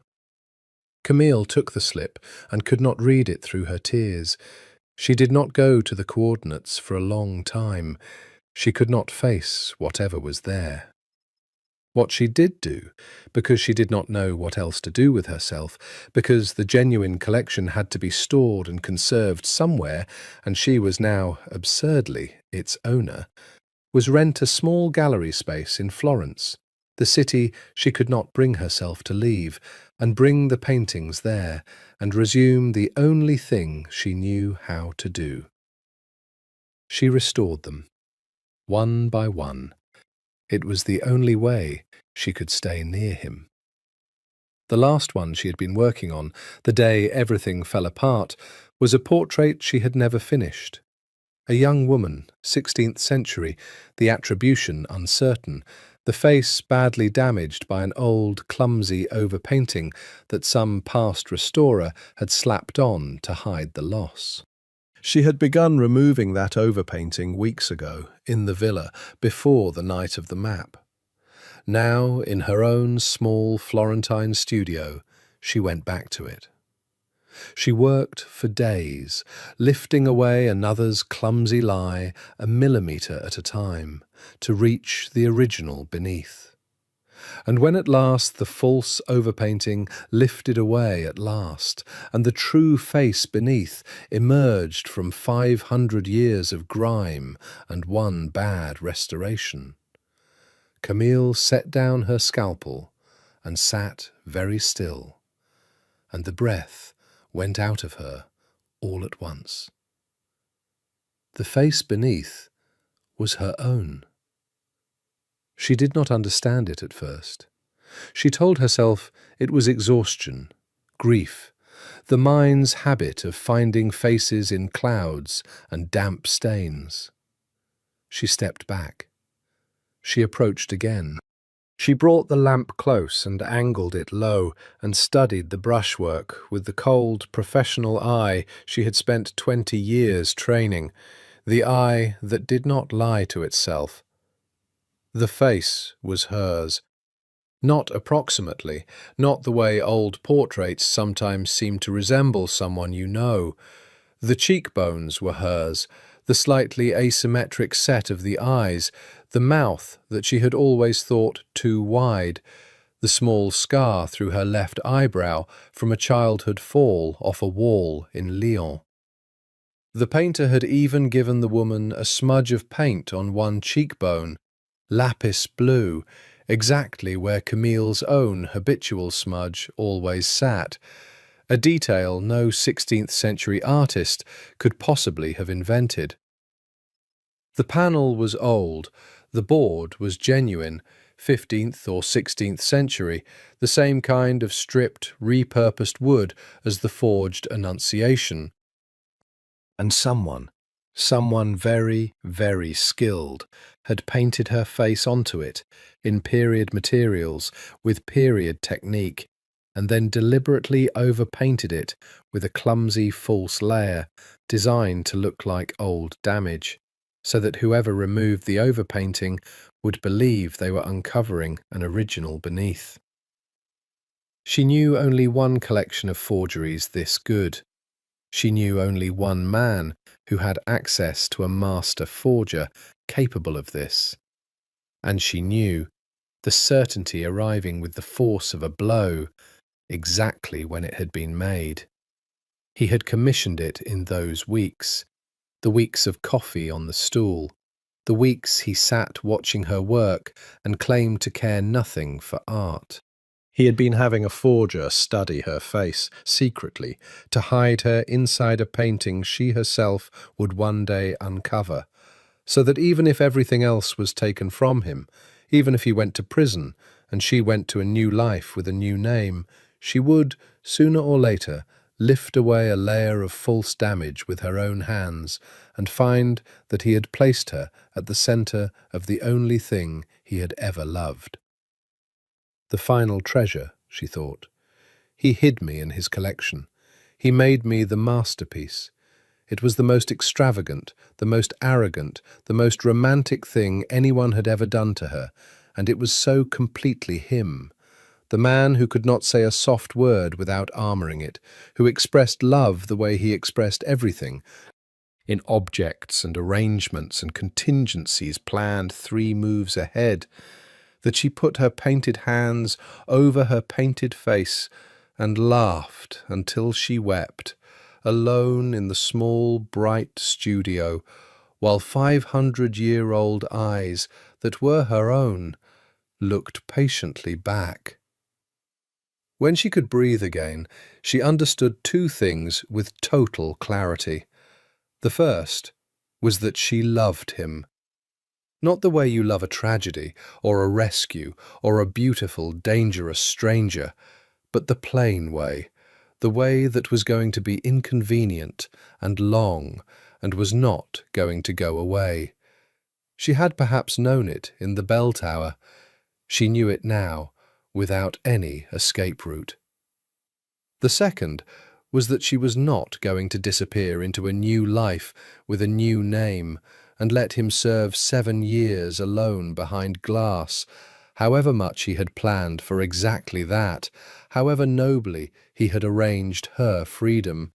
He had made one miscalculation in all his careful architecture. He had assumed that if he set her free, she would fly. He had forgotten that she was a restorer, that her entire life's work, her entire faith, was that broken things are not discarded, that you stay with the ruined surface through the long, slow, patient years it takes, and you do not leave, and one day the true face comes back. She would not leave. She found out where they were holding him. It took weeks, calls, Teo's reluctant help, the slow grind of an international bureaucracy that did not know what to do with a witness who wanted to visit the man she had helped convict. He had been extradited to New York to face the older charges there, the ones with bodies attached. The European cooperation had folded into the American case, and the sentence, when it came down, was as Teo had predicted: 7 years. He had structured his own surrender well. New York, an ocean away from the Florence she could not leave, where his paintings hung in her small gallery and her own face waited in a frame. She booked the flight the day the visitation was approved. She did not tell him she was coming. She wanted to see his face when the mask had no warning to prepare itself, wanted to see the underdrawing before the surface could be applied. She flew through a long grey night across the Atlantic and took a train and then a bus to a facility of concrete and wire and fluorescent light, and she sat on a plastic chair on one side of a smeared sheet of reinforced glass, and she waited, with paint still under her fingernails because she had been working that very morning and had not been able to stop herself, the way she had never once stopped herself.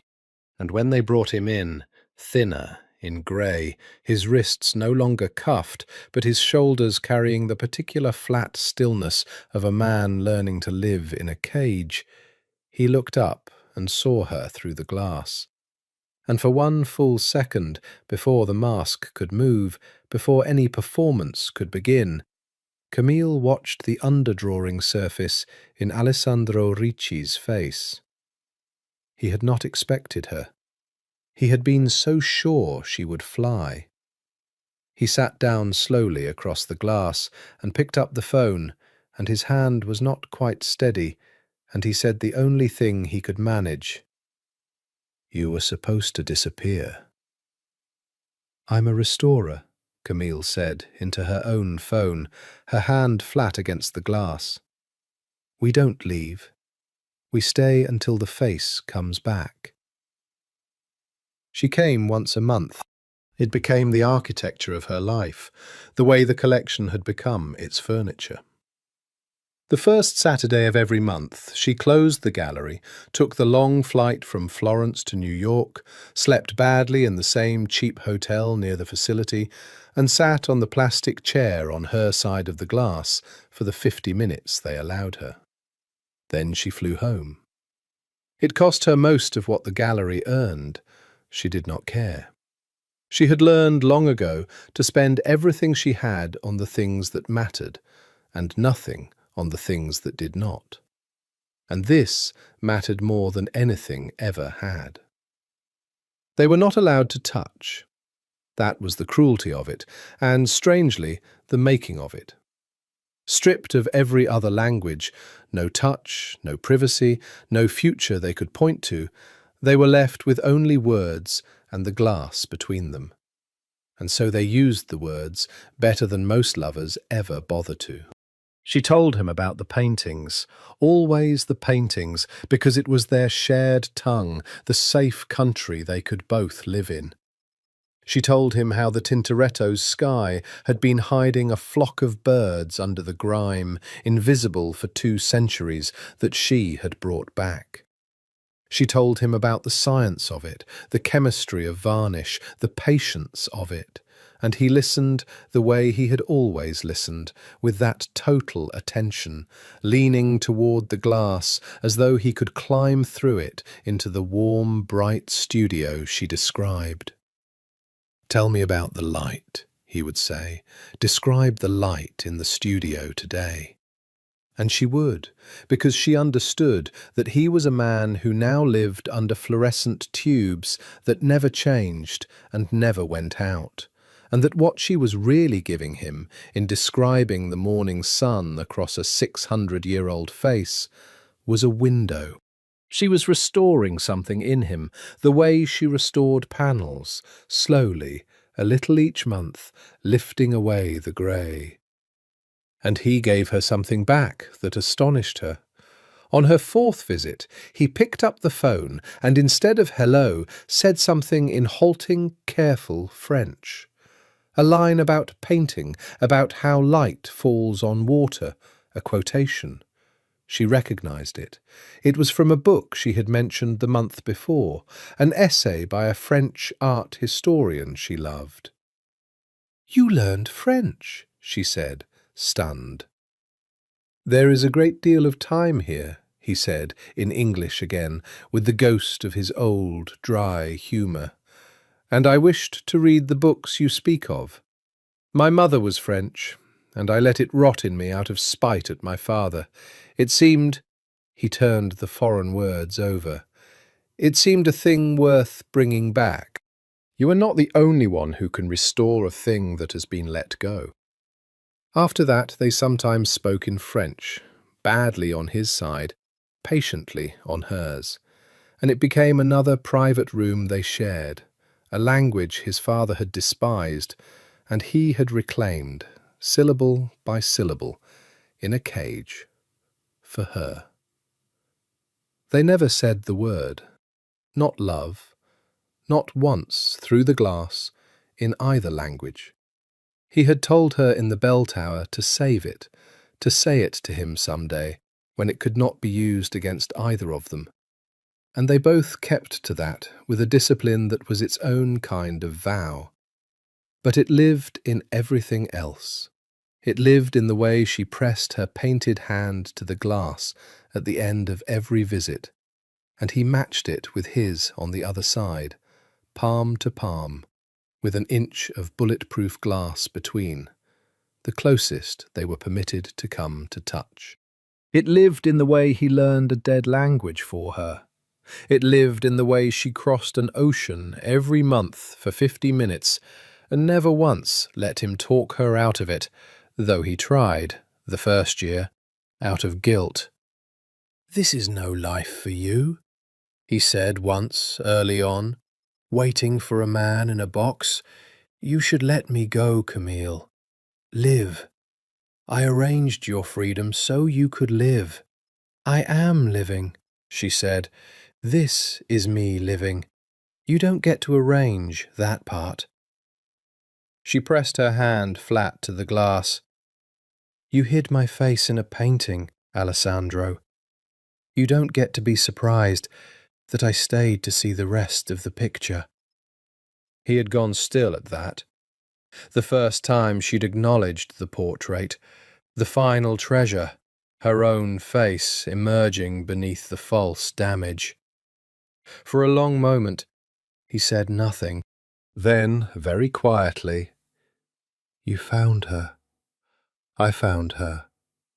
I was not sure you ever would. It was a foolish thing to do, extravagant. My father would have called it weakness." His grey eyes held hers through the glass. "I wanted you to know that I saw you, not the restorer, not the woman who could be a liability or an asset. You.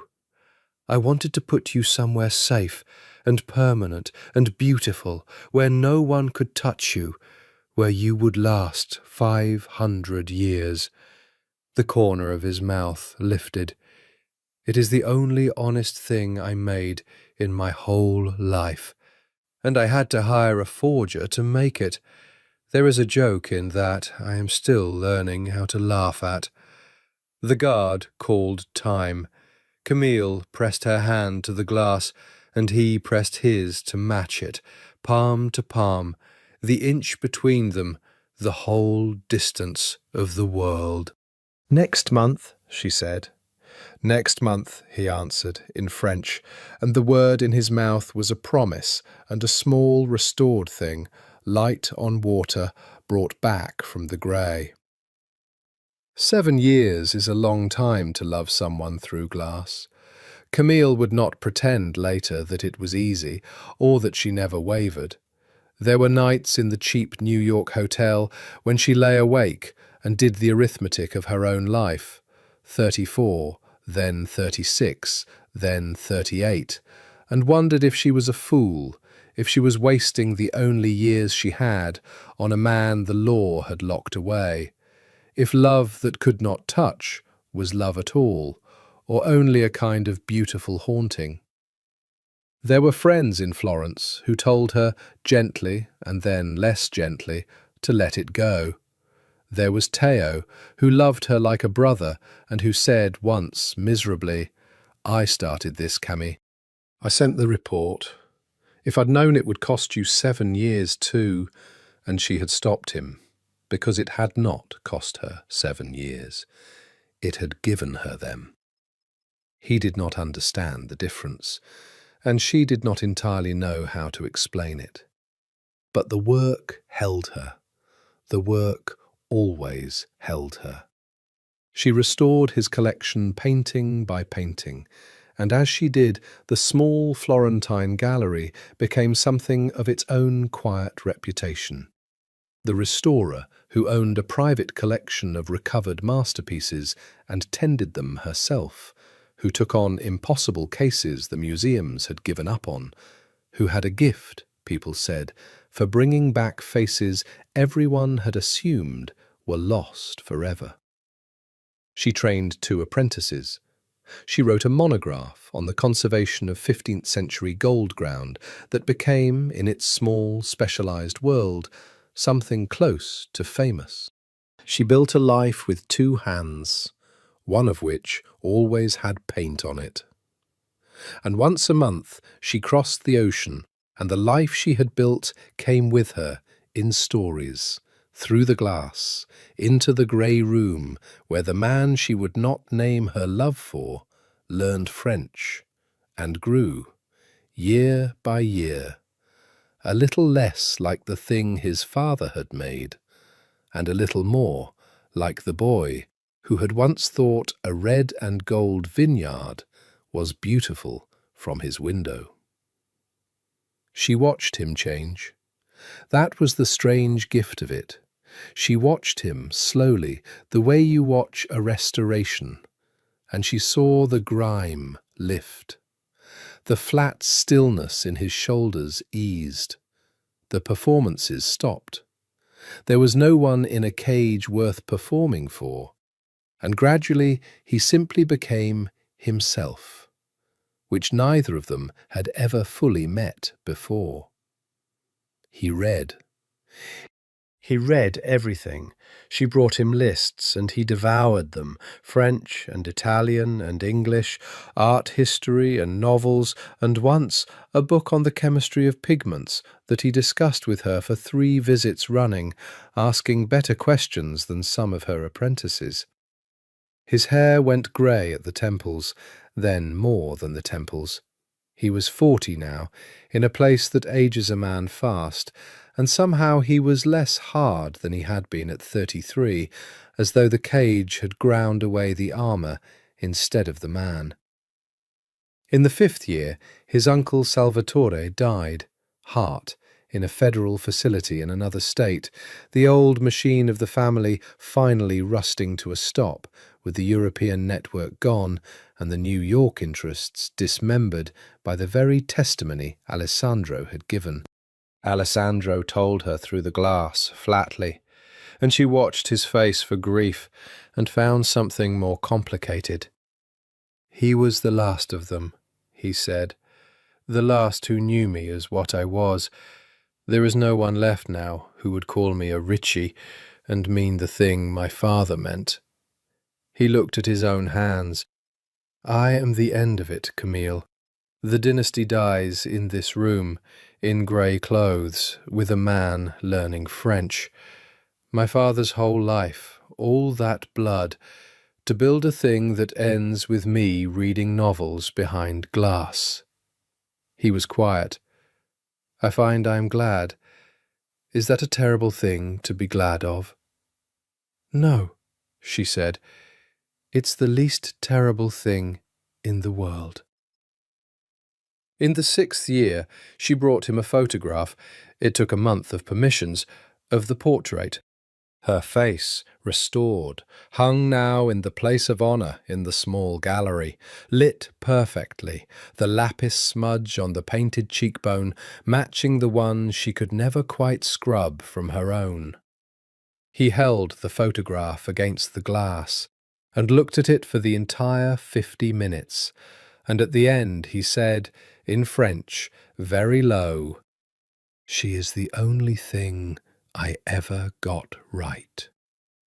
And Camille did not know whether he meant the painting or the woman it hid, and did not ask, because the answer was the same. The 7th year went slowly, and then, all at once, fast. Teo called her in Florence in the early spring. "There's a date," he said. "Good behaviour, the cooperation credit, all of it. They've set a release date." A pause. "Cammy, he's getting out." She was in the studio when the call came. She had been working all morning on a new piece, a damaged predella panel, yellow ochre and lead tin yellow, a saint's robe she was slowly bringing back to gold. She looked down at her hand, at the yellow paint dried into the creases of her fingers and under her nails, the colour of that morning's work. And she thought of all the mornings, all the years, all the colours that had dried on this hand, while she waited. "When?" she asked. Teo told her the date. Camille set down the phone and looked at the saint's golden robe coming back to life beneath her hands, and at her own face on the far wall, where Alessandro had hidden her at the centre of everything he loved. And for the first time in 7 years, she let herself believe in the ending she had refused to stop restoring. She did not wash her hands. She noticed it on the plane, somewhere over the Atlantic, on a flight she had taken so many times the cabin crew knew her face, the yellow paint still dried into the creases of her right hand, ochre and lead tin yellow from the saint's robe she had been working on the morning the call came. She had meant to scrub it off. She always scrubbed it off before she flew, out of some instinct that one ought to arrive clean. This time she had simply forgotten, in the rush and the disbelief, and now she sat with her painted hand in her lap, turning it in the cabin light, and she decided not to wash it. It seemed right. He had fallen in love, if that was even the word, with a woman who always had paint on her hands. He had hidden her in a frame with a smudge on her painted cheek. Let her come to the gate the way she had come to everything, mid-work, unfinished, the colour of that morning still on her. It was a different facility for release than for visits, a different procedure, a different gate. She had read the instructions 4 times. There would be no glass this time. That was the thought she could not get her mind around, sitting in the rental car in the grey dawn of the parking lot, watching the wire fence and the concrete and the single plain door through which, at some unannounced moment, he would walk out into the open air for the first time in 7 years. No glass, nothing between them. She had loved him for 7 years across an inch of bulletproof glass, and she did not, she realized, entirely know how to love him without it. The glass had been terrible, and the glass had been safe. Now there would be nothing, and the nothing frightened her more than she had expected. She got out of the car. The morning was cold and damp, the sky the flat, pale grey of late winter, and she stood by the fence with her painted hand jammed in her coat pocket and waited. She had imagined this moment 1,000 times over 7 years, and in none of her imaginings had it been like this. The banality of it, the wire and the concrete and the puddles in the parking lot. A guard somewhere checking a clipboard, the whole vast machinery of the state grinding through its final paperwork, while she stood outside it, shivering. There was no music. There was no slow motion. There was only a plain grey door and her own heart slamming and the yellow paint on her hand. And then the door opened. He came out alone. That was the first thing, the thing that undid her before he had taken 3 steps. He came out alone. No entourage, no lawyer waiting, no driver, no black car idling at the curb. The heir to a dynasty, the man who had moved through Florence trailing armed men, walked out of the prison gate with nothing. A plain coat, a small bag in one hand, his hair gone properly grey now, more grey than black, the morning light hard on a face that was thinner and older, and, she saw as he came closer, frightened in exactly the way the boy in the bell tower must have been frightened. The underdrawing right there on the surface for anyone to see, because he had no reason left to paint over it. He saw her at the fence and stopped. For a moment, neither of them moved. 7 years of glass had taught them stillness, taught them to wait, taught them that the distance between them was a fixed and unbreachable thing. The habit held them both frozen 10 feet apart in a prison parking lot, 2 people who had forgotten or never learned what to do when there was nothing between them at all. Then he came toward her, slowly, the small bag forgotten in his hand, and he stopped, close, closer than the glass had ever allowed, close enough that she could see he had not slept, close enough to touch, and neither of them touched. He looked down at her, and she watched him search her face the way he had searched it that first day in the gallery 7 years and a lifetime ago, with that total, rude, complete attention. And his eyes dropped to her hand, which she had taken out of her pocket without deciding to, and he saw the yellow paint dried into the creases, and something moved across his face that was almost too much to watch. "You're still working," he said softly, not a question, the way the driver had said it the first day. "A wonder." "A new one," she said, and her voice came out steadier than she felt. "A predella panel, a saint's robe. I was doing the gold when Teo called." She turned her hand so he could see it better. The ochre, the lead tin yellow, the morning's colour. "I didn't wash it off. I thought you'd—" She stopped. "You'll like it, when you see it. It's good. It might be the best thing I've done." He looked at the paint for a long time. Then he looked up at her, and the grey eyes were wet, and his voice, when it came, was barely sound. "May I?" he said, and he stopped, because he did not know how to finish it. The man who had spent his whole life taking what he looked at, who had never in his life asked permission for anything, stood in a cold grey parking lot and could not finish the question, because for the first time he was asking, and he did not know the words. Camille did not make him find them. She stepped into his arms before he could finish. He did not move at first. She felt it, the way he went rigid when she stepped into him, his whole body locking, his arms held out from his sides as though he had forgotten what they were for, as though 7 years of glass and a lifetime before that of a love that came with consequences had taught him that to hold something was to endanger it. For one terrible moment she thought he would not. She had crossed the last inch he had never been able to cross, and he stood frozen, with her face against his chest and his arms in the air, and she understood that he was afraid, not of her, but of his own hands, of what hands like his had done, of the permission he had not finished asking for.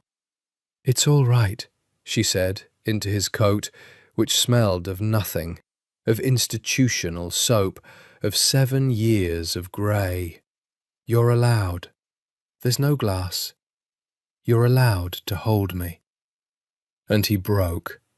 His arms came around her all at once, too hard, the way a drowning man takes hold, and he pressed his face into her hair and made a sound she had never heard from him, a single, rough exhalation that was the closest a man that controlled would ever come to a sob.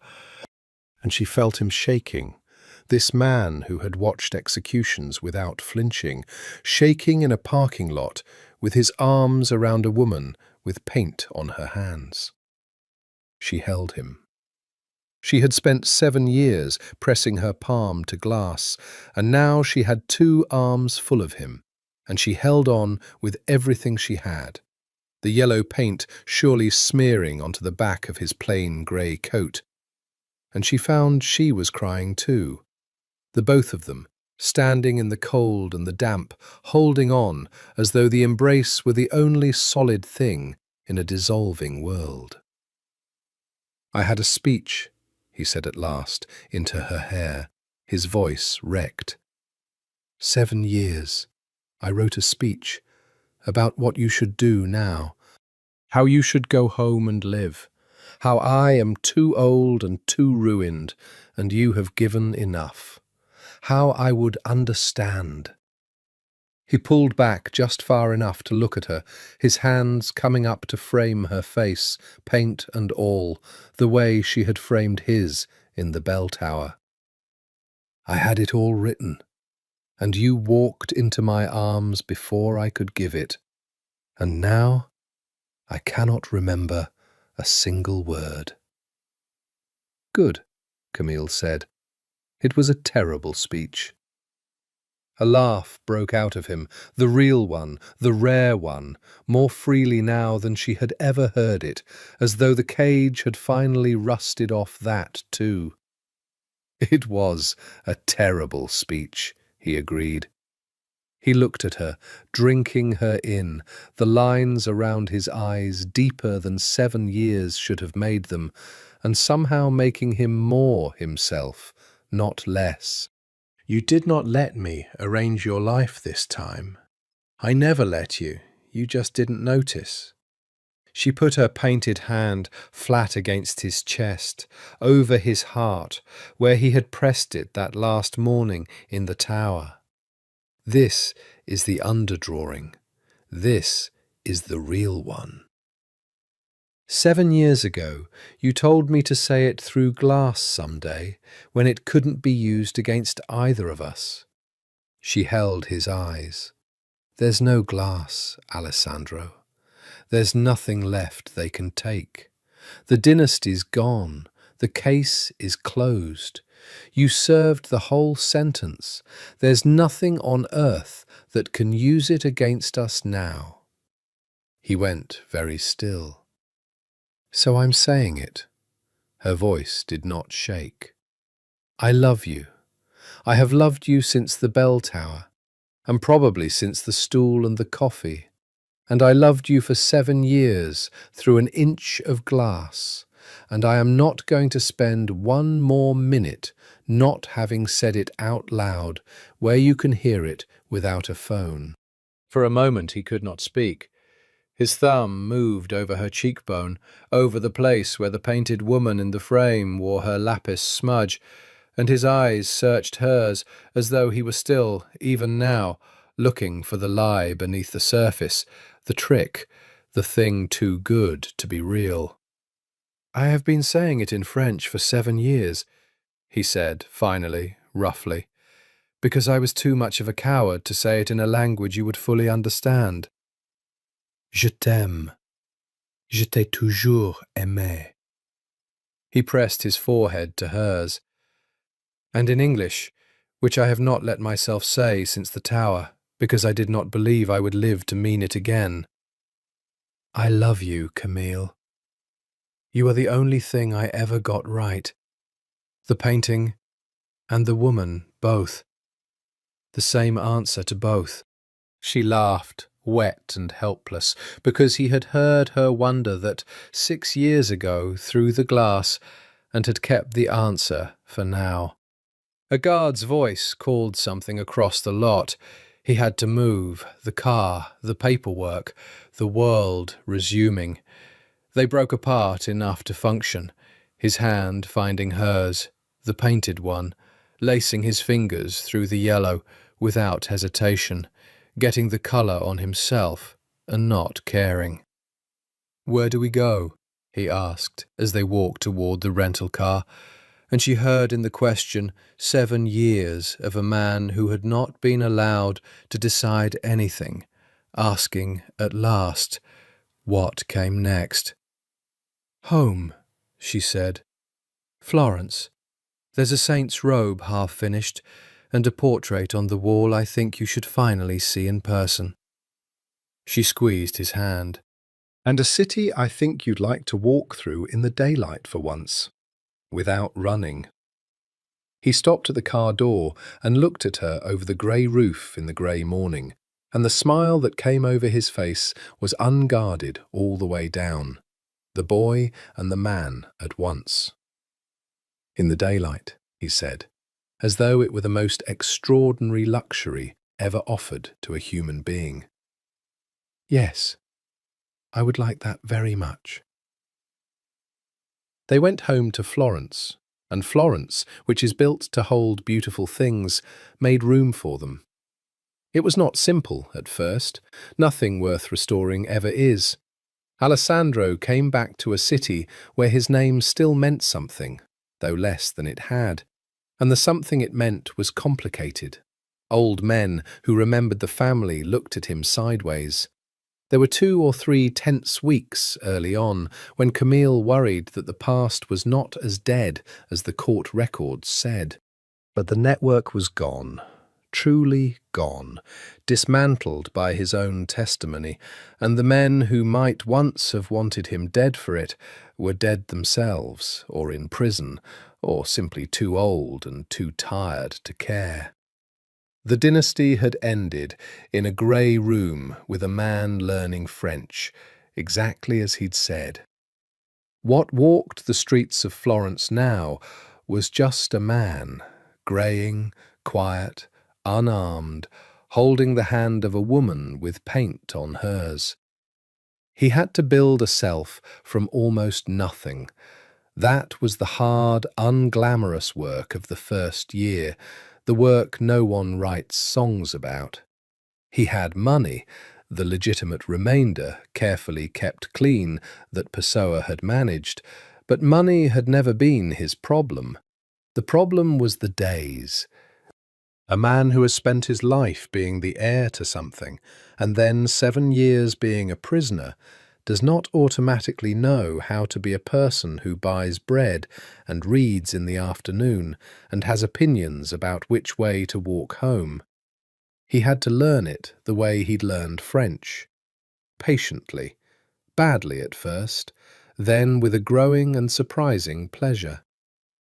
It was Camille who suggested the teaching, half as a joke, after he'd spent an entire dinner explaining to her apprentices the historical context of the predella panel she was restoring, the saint, the period, the patron who'd commissioned it, the whole world the painting came from, with a depth and ease that had silenced the table. "You should do that for a living," she said, later, washing dishes. "You know more art history than half the people I trained with." "I learned it for you," he said, "in the cage, to have something to say to you through the glass. And now you have a whole language you learned out of love and nothing to do with it." She handed him a plate to dry. "There's a small university near the workshop.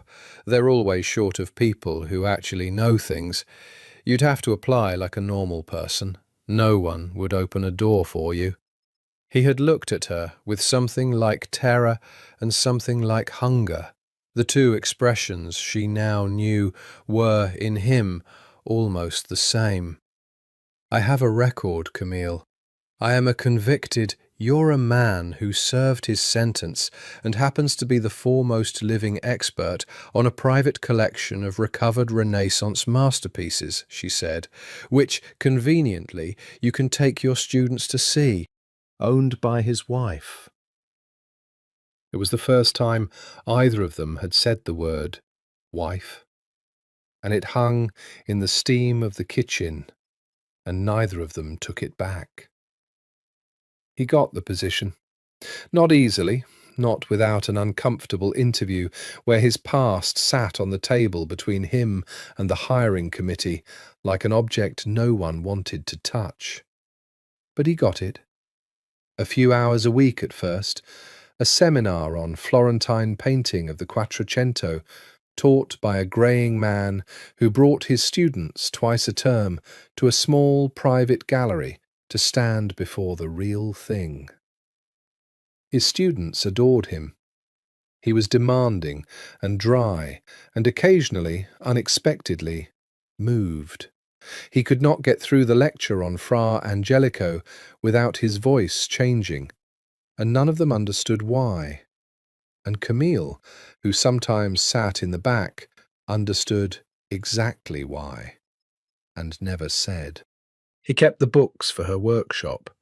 That was the other thing, the strange, domestic, almost comic thing, that the man who had once helped run a money-laundering network spanning a continent now sat at the kitchen table on Sunday evenings with a ledger and a cup of coffee, reconciling the small, honest accounts of an art restoration studio, the invoices for solvents and gold leaf, the modest fees, the apprentices' wages. He was meticulous about it. He was, she teased him, the most overqualified bookkeeper in Tuscany. He took it, every euro of it, as seriously as he had once taken arrangements worth millions, because this money was clean, every cent of it earned by beautiful work honestly done, and he had spent his whole life wanting to be near exactly that, and never believing he was allowed. They married quietly in the second spring, in a small church, not San Nicolo, where the bell tower was. That one they kept for themselves, climbing it once a year on the anniversary of the night the world fell apart, to sit in the high air and look at the city and say nothing. They married in a plainer church, with Theo there, standing up for her, having long since made his peace with the man he'd helped imprison. The two of them grown into a wary, real friendship, built on the one thing they had always shared, which was loving Camille. There was no dynasty at the wedding. There was no money on display, no power, no fear. There was a greying man who taught art history, and a woman with paint on her hands, and a handful of people who loved them. and afterward they ate ribollita and drank Chianti and argued, the new family of them, about recipes. It was, Camille thought, looking around the table that night, exactly the kind of ending she had spent her whole life believing in, the kind that comes only after the long, patient, unglamorous work of staying. You do not abandon the ruined surface. You stay through the years it takes, and one day the true face comes back. 3 years into the new life, on an ordinary autumn evening, they cooked together and argued about ribollita. This was a recurring war, conducted entirely in love. The argument was about the bread. Camille, who had learned the dish from a Florentine neighbour and considered herself the authority by adoption, insisted the bread must be properly stale, days old, torn rough, added late so it kept some texture. Alessandro, who had eaten ribollita made by his grandmother before his father had taught him to despise soft things, insisted with the absolute conviction of childhood memory that the bread must be cooked down until it nearly dissolved, until the whole thing was a thick, almost solid mass you could stand a spoon in. Neither would yield. They had been not yielding for 3 years. It was one of the great pleasures of both their lives. "Your grandmother," Camille said, standing at the stove in the gold light of the kitchen, "was overcooking it." Alessandro, chopping cavolo nero at the counter with the precise economy of a man who did everything precisely, made a sound of deep theatrical offence. "You did not know my grandmother. She was the only Ricci who ever made anything with her hands instead of taking it with them. You will not insult her ribollita." "I'm not insulting her. I'm insulting her bread technique. It is the same thing." He scraped the greens into the pot, and his hand brushed her hip as he reached past her, unhurried, casual, the touch of a man who had finally, fully learned that he was allowed. 7 years it had taken him to stop flinching from his own hands. Now he touched her constantly, without thinking, as if making up for lost time.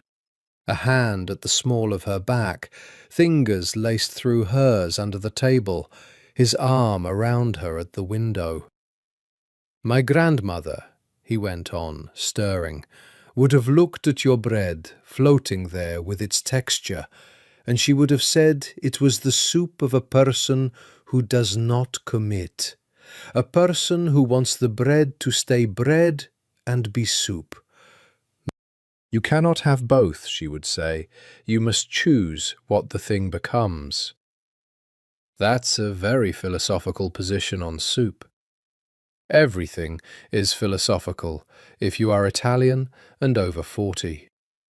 He tasted from the wooden spoon, considered, added salt. She was right, though, about committing. It took me a very long time to learn it. He glanced at her, and the dry humour softened into something else. "You commit your bread. I will give you that. You always have. You committed to a man in a box for 7 years. You do not float." "No," Camille agreed, leaning into him. "I sink to the bottom and become part of the thing. It's a character flaw. It is the only reason I am standing in this kitchen." He kissed the top of her head, the way he had on the night in the bell tower, and went back to his stirring. They ate on the small terrace, because the autumn evening was warm enough, and the light was doing the thing it did in Florence in October, going long and gold, and turning the red tile roofs to copper. They drank a Chianti that Alessandro had selected with great seriousness from a small producer he'd befriended. He had opinions about wine now. He had opinions about everything, it turned out, once he was allowed to have a self. And they watched the sun go down behind the Duomo, The dome a dark shape against a sky the colour of the saint's robe Camille had finished 3 years ago. Ochre going to gold, going to rose. She had been quiet for a while, watching him in the last light. The grey hair, the lines around his eyes that the 7 years had cut and the 3 years had not erased. The way he held his wine-glass loosely now, a man no longer braced against anything. She thought about the first day, the gallery, the cold grey eyes that had not looked away from her face. The man who had moved through his own house like a guest who wasn't sure he was welcome. She thought about how far the surface had been from the underdrawing, and how long it had taken, and how worth it the years had been. "Can I ask you something?" she said. "You may ask me anything." He said it simply. It was a small marvel, 3 years on, that he meant it, that there were no longer any rooms in him locked against her, no map hidden in any frame. "Do you regret anything?" He did not answer quickly. That was one of the things she loved most about who he had become, that he took questions seriously now, turned them over, gave them their due weight instead of deflecting with the cold, quick certainty his father had drilled into him. He looked out at the city, at the dome going dark against the burning sky, and he thought about it, really thought, the wine forgotten in his hand. "About what I did," he said at last, slowly. "Yes. There is not a day I do not regret it. The man in the warehouse, the ones after, the orphans I made. I will carry that until I die, and I should, and I do not want to be a man who has made his peace with it, because a man who makes his peace with that becomes my father." He turned the glass. "I taught a seminar today on penitence in Renaissance painting. The penitent Magdalene, Saint Jerome beating his breast with a stone. The students think it is history. I think about it every day of my life. So, yes, I regret almost everything I did." "Almost?" He looked at her then, and the gold light was on his face, and the grey eyes that had once been the coldest thing she'd ever seen were warm all the way down. No varnish, no mask, only the underdrawing, only the real one. "About meeting you," he said. "No. That is the only thing in my whole life I do not need to rewrite. Everything else I would do differently if I could. Not that. Never that." He reached across the small table and took her painted hand, the one that always, still, had a little colour on it.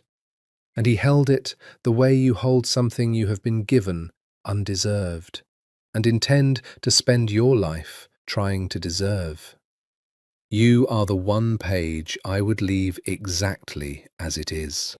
Camille turned back to the painting propped at the edge of the terrace, a new one, a small private thing she was making for no patron and no museum, just for the two of them. And she hid a smile in the small brush she had not quite put down, the way she could never quite put down the work. Outside the window, Florence darkened gently toward night, the lights coming on across the hills, the river catching the last of the rose. The city had held a great many stories in its long life, wars and plagues, betrayals and dynasties, men who watched executions and called it love. It had room for this one too. It seemed, in fact, almost to have been built for it, a place that knew how to keep beautiful things and how to bring back the ones that had nearly been lost, and how, against every expectation, to hold a story all the way through to an unexpectedly happy end. Years later, though not so many, they did not waste the years they had left, having learned exactly what years were worth. A young woman came to the small Florentine gallery to interview for an apprenticeship. She was nervous, talented, badly dressed in the way of people who have spent all their money on their education and none on themselves, and Camille recognized her instantly, because she had been her 20-some years before, arriving in Florence with holes in her shoes and a head full of brush-strokes. The young woman walked through the gallery the way Camille had walked through the Ricci collection that first day, slowly, chin tilting up, forgetting to be nervous in the face of so much beauty. She stopped, the way they all stopped, before the portrait. The woman with the wide mouth and the asymmetric eyes and the small scar through her left eyebrow, the lapis smudge on her painted cheekbone, the face that anyone who looked from the painting to the gallery's owner would realize with a small shock were the same face, decades apart. "This one is extraordinary," the young woman said. "The condition, it's perfect. And the face." She looked from the painting to Camille and back, and flushed, and did not quite dare to ask. 16th century, Camille said, which was true of the panel. Restored about 20 years ago. There was a great deal of false damage to remove. Someone had overpainted it deliberately to hide what was underneath. She smiled. Whoever made it wanted to be sure that only a real restorer would ever find the true face. Someone patient enough to lift away the lie. "And you found it." "I found it." Camille looked up at her own face, ageless on the wall, where a dangerous man had hidden her at the centre of the only thing he ever loved, so that she would last 500 years. It taught me the most important thing I know about this work, which I will now teach you, if you come to work for me. She turned to the young woman. We don't restore paintings, not really. We restore faith. The faith that a thing which looks ruined is not ruined, that there is a true face under the damage, and that it is worth the years it takes to bring it back. Most people give up on ruined things. They throw them away. They paint over them and pretend. She looked back at the portrait, and her voice was very gentle. We don't. We stay. We're the ones who stay until the face comes back. The young woman got the apprenticeship. That evening, Camille climbed the stairs to the apartment above the workshop, where the windows looked out over the red roofs toward the dome, and where a greying man sat at the table with the workshop's ledger and a glass of Chianti, reconciling the small, honest accounts of a beautiful life. Looking up when she came in, with the unguarded warmth that 20 years had only deepened. You hired her, he said. Not a question. He knew her face. I hired her. She stopped at the portrait. They always stop at the portrait.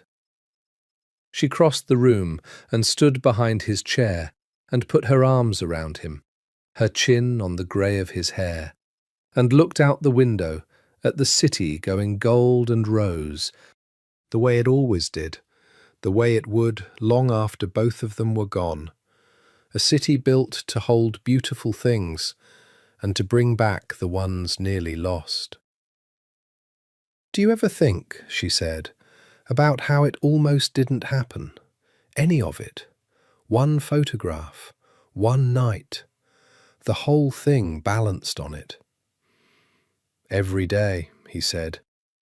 He set down the pen and laid his hand over her painted one, where it rested against his chest, over his heart, in the place that had never changed, the underdrawing beneath every surface they had ever shown the world. I think about the man I was supposed to be, the one who would have made the clean choice that night, who would have stayed a Ricci, who would have lived in a villa full of stolen beauty and died as my father died, obeyed and alone. His thumb moved over the dried colour on her knuckles. And then, I think, a woman came to clean my paintings and told me I should be ashamed. And the whole architecture of my life, everything my father built, every wall and every gun and every lesson in the warehouse, all of it lost to one French restorer with paint on her hands, who would not look away. You make it sound like I saved you. You did not save me. He turned in the chair to look up at her, and in the gold evening light his face was the face she had spent a lifetime restoring. The boy and the man at once, the true one, brought all the way back. Saving is too gentle a word. You restored me. You lifted away every false layer, 1 millimetre at a time, for years, with a patience no one in my life had ever shown a living thing. And you did not stop. And you did not throw me away. And one day, his voice caught, even now, even after all the years. One day, the true face came back. The one underneath. The one I did not know was still there. He pressed his lips to her painted hand. I was the ruined panel, Camille. You were always the restorer. That was the whole story, from the first morning. I just took 20 years to understand the work you do. Outside, Florence held them the way it had held everything beautiful for 1,000 years. The dome, the river, the long gold light over the roofs. Somewhere a bell began to ring, a small church bell, perhaps San Nicolo, perhaps another. The city was full of them, and they all rang the same patient note across the rooftops as the sun went down. Camille rested her chin on his grey head and watched the light, her hand under his hand over his heart, the paint still on her fingers from the morning's work, because there was always work, always another ruined thing waiting to have its true face brought back, always another reason to stay. She had never left. She never would. And the city, indifferent and ancient and beautiful, seemed almost to lean close around the small lit window, the way it leaned close around all its best-kept stories.